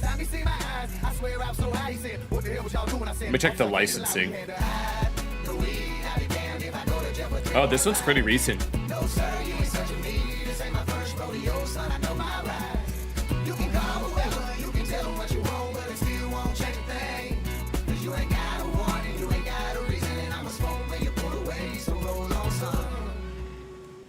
That was tight. That was tight as hell. Damn. No, that's the kind of stuff that I like listening to. That's a damn fine beat, all things considered. But now, all right. Now it's time for me to share with you. It's not going to. What's not going to? Okay. Oh, the copy clip. All right. All right. As long as I don't have to worry about that. YouTube can like auto mute songs, which is what I had to do with KSI stuff. All right. Now time for something that I really like. Here we go. I've mentioned multiple times that I play Dance Dance Revolution. And this is a song from Dance Dance Revolution. This is actually one of my favorite songs, like, in the entire game. Like, and I also like the challenge chart. I don't know if you guys know how John Taylor Gatto. I don't know who John Gatto. Hello, Oxygine? Oxygine? Thank you for following. Okay. And Ridex. Right, thank you for following. Oh my god. Oh, Kai the God. Oh my god, I'm getting a bunch of oh my god, thank you guys so much. Oh man. So you don't have any favorite parts? All right. Oh, here we go. Oh, we got a follow campaign. I'm assuming someone's helping me behind the scenes to help me boost my channel so that I can get, more engagement and stuff. I gotta figure out how subs work. But, okay, here we go. Oh yeah, everybody, we in the house tonight. No, they're just someone's just helping me out, and I'm super grateful. But, I like playing Dance Dance Revolution, and this is one of my favorite songs, and I think it's only a, I'm sure you guys don't, you're helping me? There's no way. But going back to Spanian, my favorite, part of the school curriculum, my best subject has always been math. In fact, I watch a lot of math-related videos by a YouTuber called Black Pen Red Pen, who makes a lot of math videos. Here he is. No, I'd be one of your small YouTube channels? Oh, wow, thanks so much. That means that actually, listen, Calvin, I know I've been giving you a lot of flack, but I just want to be modest on this channel. That's all I want. I don't mind listening to the Hide the Weed. No, that song was a bop. But yeah, going back to what Spanian was asking, math was kind of my favorite math and science were my favorite subjects, and I watch all of these friggin' math videos in my spare time. And okay, here, now we're gonna listen to this song, all right? 1, 2, 1, 2, 3, 1, 2, 3, 4.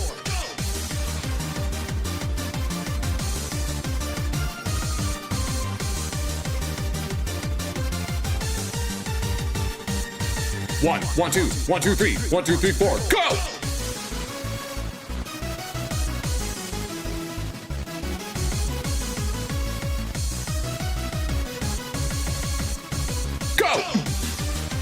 And I love the challenge chart for this, although it's kind of tiring.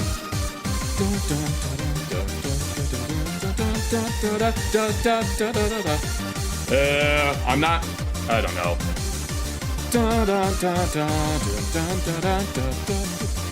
No, I love this song so much, it's not even funny. 1, 2, 1, 2, 3, 1, 2, 3, 4, go!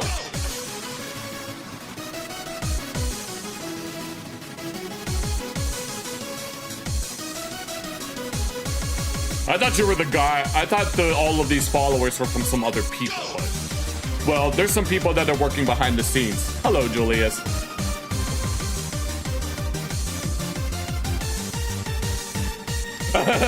Yeah, do that, Julius. Let's go. We're having a party now.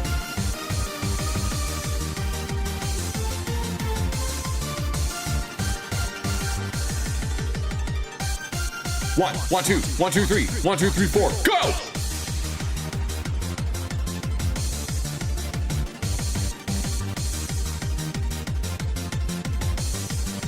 All right, that's fair enough, Calvin.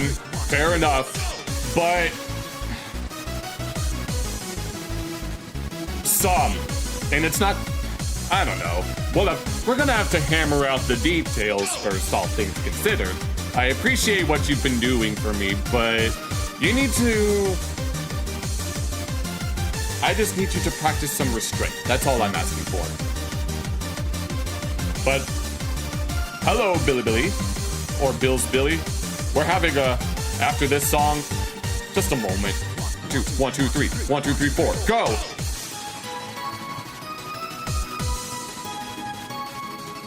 Well, H-Shed doesn't want to listen.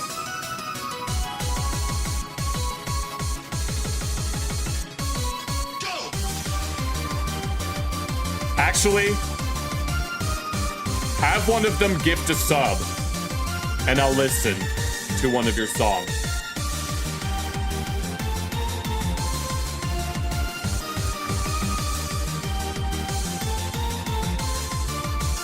If I can just get... No, this is actually a perfect sub incentive. Gift me... Well... No, I mean, with regards to getting, like, subs and stuff, usually people do, like, sub goals. I think listening to NSFW music should be one of the sub goals. I feel like that's the best way to go about this, if I'm being real. I mean, you'll have... No, I know, because I know that, like, Internet City, they'll have, like, one of the sub goals was Mikey, who's one of the hosts. One of the sub goals was that he got himself a fursuit. Granted, I watch Internet City's, like, clips and stuff. But, no, next stream, next stream, I will set up a sub goal, 10 subs, and we will do a whole bunch of whatever the hell Calvin wants to promote this time. So yeah, it's like, oh good lord, everyone. I'm just glad that people are gonna be having a good time. Freaking Julius plays using those emotes there, which by the way, if you are on Kick, I have some special emotes that you guys can use. Unfortunately, my Kick chat window in OBS is all messed up, but yeah, if you guys. I'm sorry, H-Chat. I know you don't want to listen to that stuff, but sometimes you gotta do what you gotta. You're gonna have, well, gift me some subs. If you're gonna have some subs, we'll need to gift some subs, as all things considered. No, someone is... Cal... hold on. Someone's messaging me right now.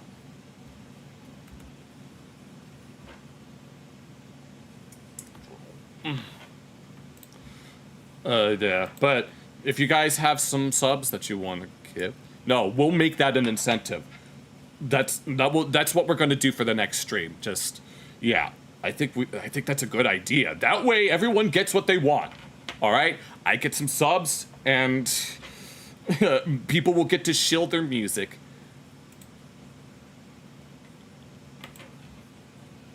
Yeah, I've been conversing with some people that want to help out on the...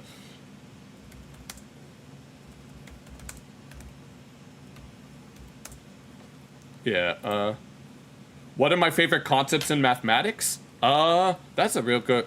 Argo? There's no way. No, I'm talking to... No good lord. Well, hold on. I have to think about it. I mean, a lot of I know quite a bit about... I know algebra. I know basic calculus, like limits and derivatives. Integrals, it's been a while since I've taken calculus. I took calculus in junior year. I should have taken AP calculus, all things considered. But I don't remember vectors either. I remember integrals. No, not integral. I remember derivatives specifically. And I vaguely remember limits. But limits and derivatives are about as much as I really know.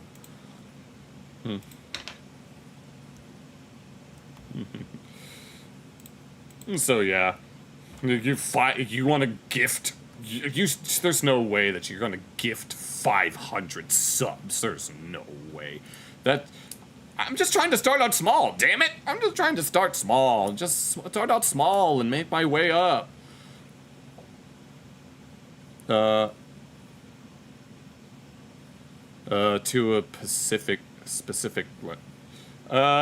I'm going to continue being my own manager for now, but that doesn't mean that some people can't help out. Like, I've got some people trying to help me promote the channel, and it's just, Cal, I don't want you to take things the wrong way. I appreciate you and your trollingness. It's like, what exactly did I say that was so offensive to you?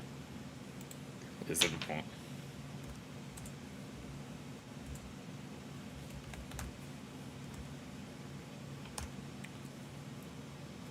It's like, I can imagine.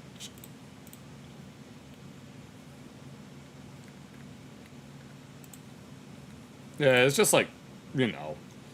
I mean, I know we all gotta, like, start somewhere and we gotta make the best of things.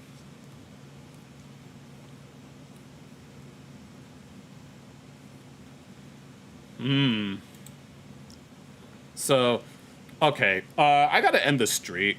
Look at the end of the live stream and look at the end of it. I don't even remember what I said. I know that you were in that stream. I mean, I've said things, but I say a lot of things about a lot of people. Let's be real. When hasn't anyone said anything?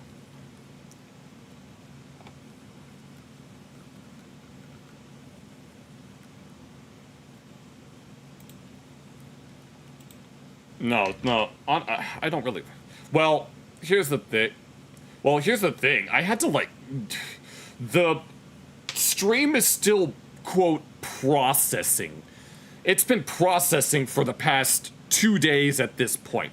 And so I have no way to really download it. So, I mean, I tried to download it off of using something on Kick, but I haven't really checked it. I need to re-upload it. And like, I'll have to delete the original and then re-upload it, and it's gonna be a freaking hassle and a half, and shit.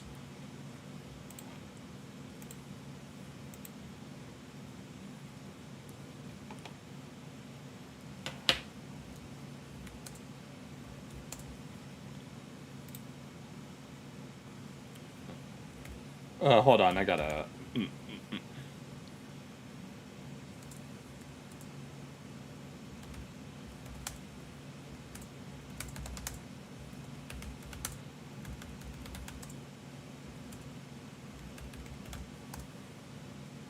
Okay. I didn't stream yesterday. That you're probably thinking of the day before. You're talking about the Monday into Tuesday stream. Yeah, I didn't stream yesterday.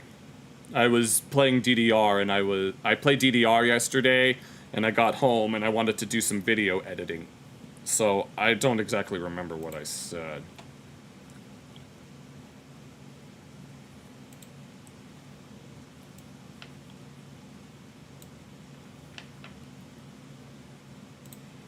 But, I might have to check it out. What are some noteworthy differences between Kick and other platforms? The only reason that I'm using Kick is because I don't want to use Twitch, because Twitch platforms people that support terrorists. That's literally the only reason that I'm using Kick. And I'm using YouTube because I started out with YouTube. I wanted to start out with YouTube just so I could do some testing the waters and stuff.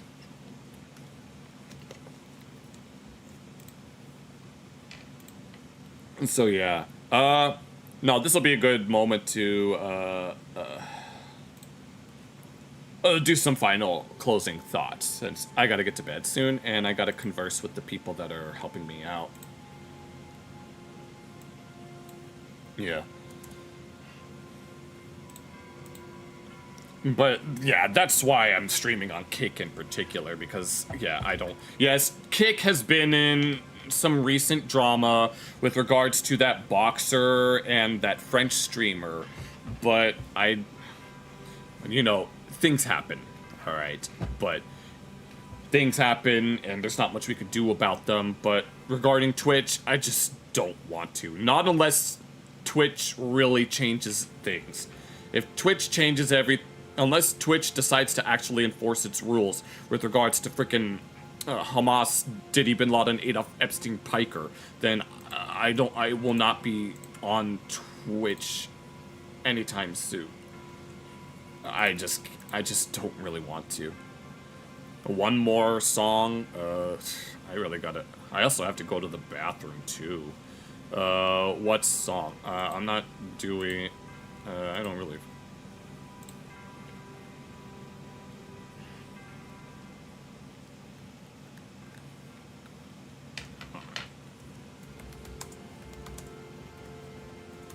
Hold on, I gotta do some...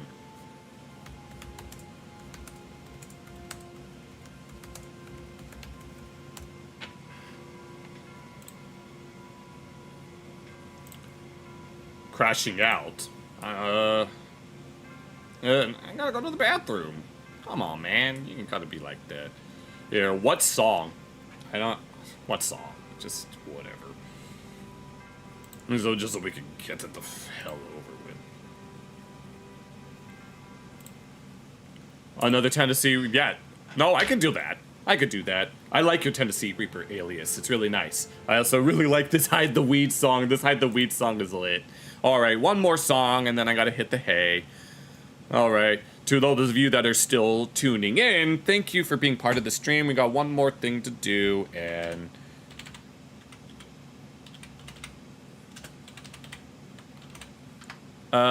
crashing out. Alright.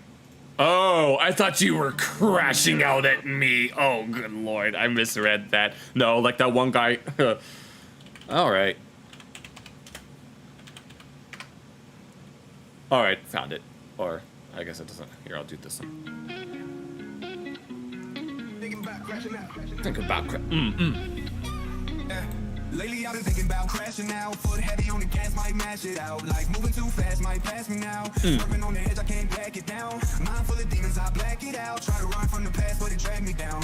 They don't see the fight, just the last round. Pray I hold the wheel, don't crash out now. I've been riding on E, but the pain still fueling me. Brain like a highway, too many lanes, confusing you me. would do Voices in it. my So head of course saying, you go would. ahead, full send. Why But not? I know if I lose it, ain't no way to spin again. Speedometer broken, time racing like it's stolen. Hard code as the pavement, black ice where my soul been. Mama praying hard, but the devil trying to told me. Every day's a gamble, I don't know who really know me. I've been hydroplaning through the pain, feeling weightless. Tight getting barely grip the road that I've been chasing. Ain't no exit signs when you trapped inside your mind, but I keep my foot steady, I ain't letting others. Lately I've been thinking about crashing now. Foot heavy on the gas, might mash it out. Life moving too fast, might pass me now. Swerving on the edge, I can't back it down. Mind full of demons, I black it out. Try to run from the past, but it drag me down. They don't see the fight, just the last round. Pray I hold the wheel, don't crash out now. I've been swerving through emotions, lane changing like a ghost. Trying to keep my balance, but I'm riding on a rope. Got a trunk full of trauma, backseat full of pain, rear view full of memories. I wish I could erase. They tell me slow down, but I don't see no breaks. Only time they love you is when it's too late. I ain't trying to be a mural on a t-shirt. Gotta make it through before they put me in the dirt. Life got me boxed in, red lights flashing, dashboard glitching, whole world crashing. If I hit the wall, tell them I was riding dirty.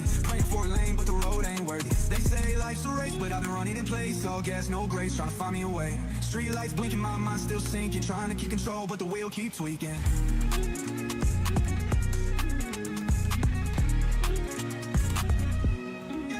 Lately I've been thinking about crashing out. Foot heavy on the gas, might mash it out. Life moving too fast, might pass me now. Swerving on the edge, I can't back it down. Mind full of demons, I black it out. Try to run from the past, but it drag me down. How much do I know about communication or entertainment, and how did I learn? I don't really know that much about, like, I'm not sure.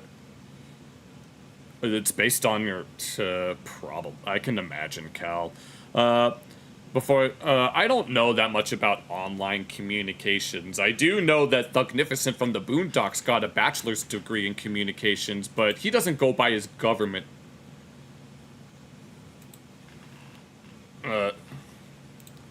He got a bachelor's degree in communications, but he doesn't really go by his government name. His government name is Otis Jenkins, but he goes by Thugnificent. He tried to get a job somewhere, and then he ended up costing his friend a job.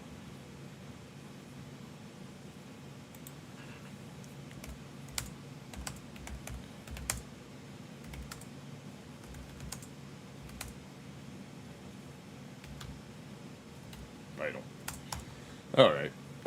Yeah. I got some people helping me out behind the scenes. Alright. Okay, that's gonna be that. We can do some final thoughts, if anything. If anyone has just one little last topic that anyone wants to talk about before we wind down from here. If anyone's got anything that they want to get off their chest, I guess.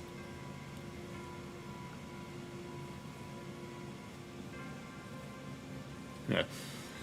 But, dang, no. No, in review, TLDR for the stream, yeah, we caught up on the Charlie Kirk situation, and then we did Big Dick Granny. Oh, I'm working on some videos. I'm gonna work on the Big Dick Randy videos soon, and it's gonna be... I'm curious to see how it's gonna go, but...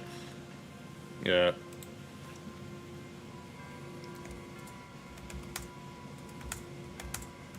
Yeah, sorry if I keep having to converse.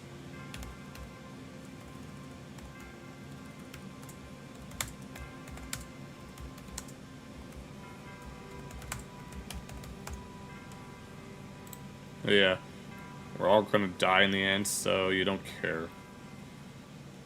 Well, I can imagine. I mean, that's a pretty morbid thought, but I know that you've made your thoughts on your state of being known, and I hope you're doing well, H. If you get the power, sure. I don't know.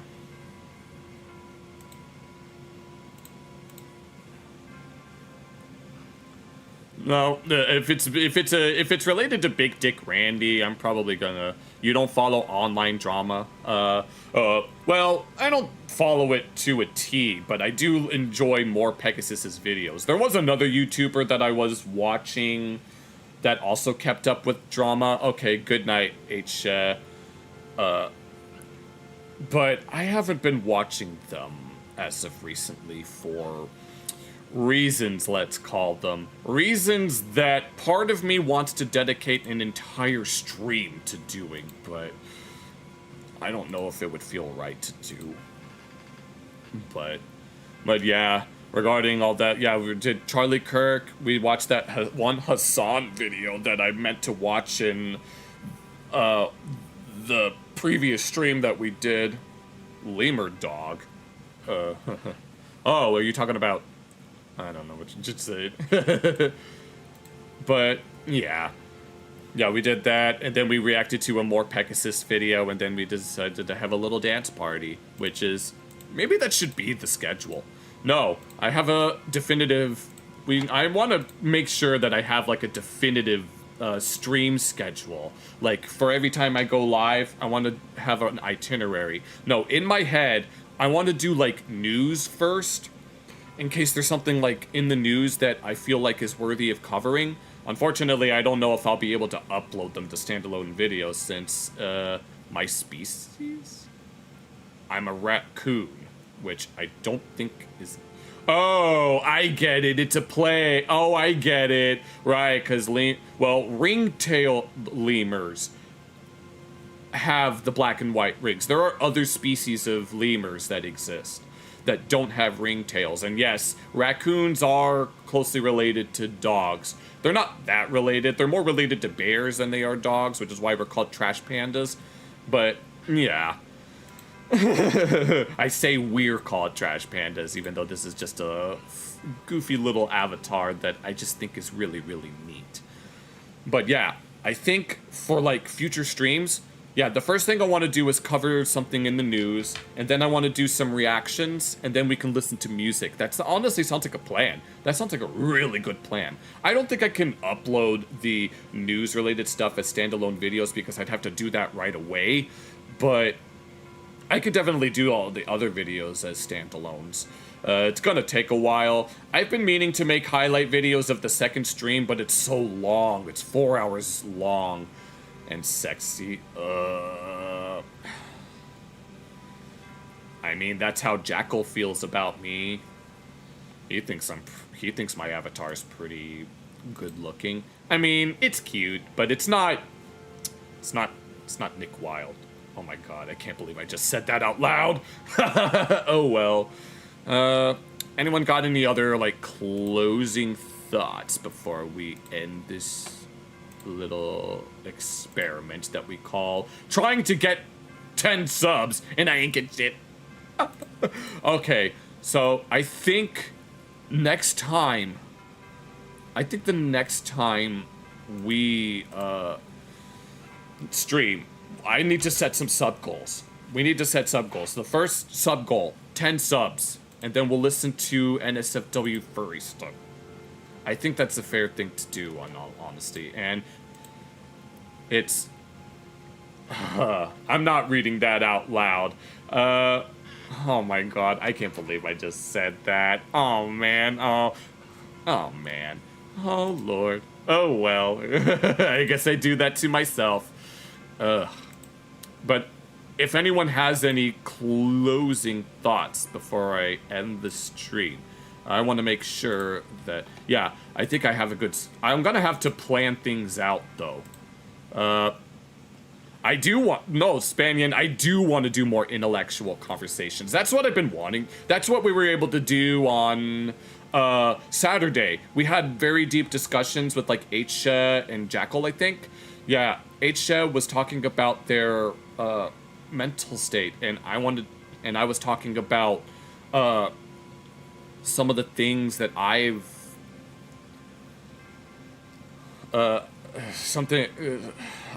was talking about caffeine poisoning, and then some unexplained anxiety symptoms that I was experiencing. And I also want to talk about, I guess, my beliefs, if anything. You know, Calvin wanted me to search for a song called F God, and I'm like, I don't think I can do that. That's low-key kind of blasphemy. So I wouldn't.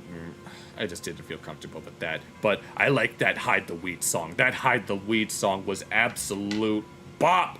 That was an absolute bop. But yes, I do want to have more intellectual conversations, and we will. I promise. It's a solemn promise. Is what a deal. You don't have to worry about it. We can just. I might have to get back. We might have to negotiate later, if anything. But I really gotta go to the bathroom.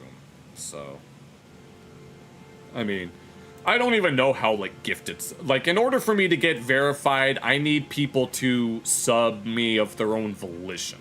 At least, I think that's how it works. I don't actually know how it works, but...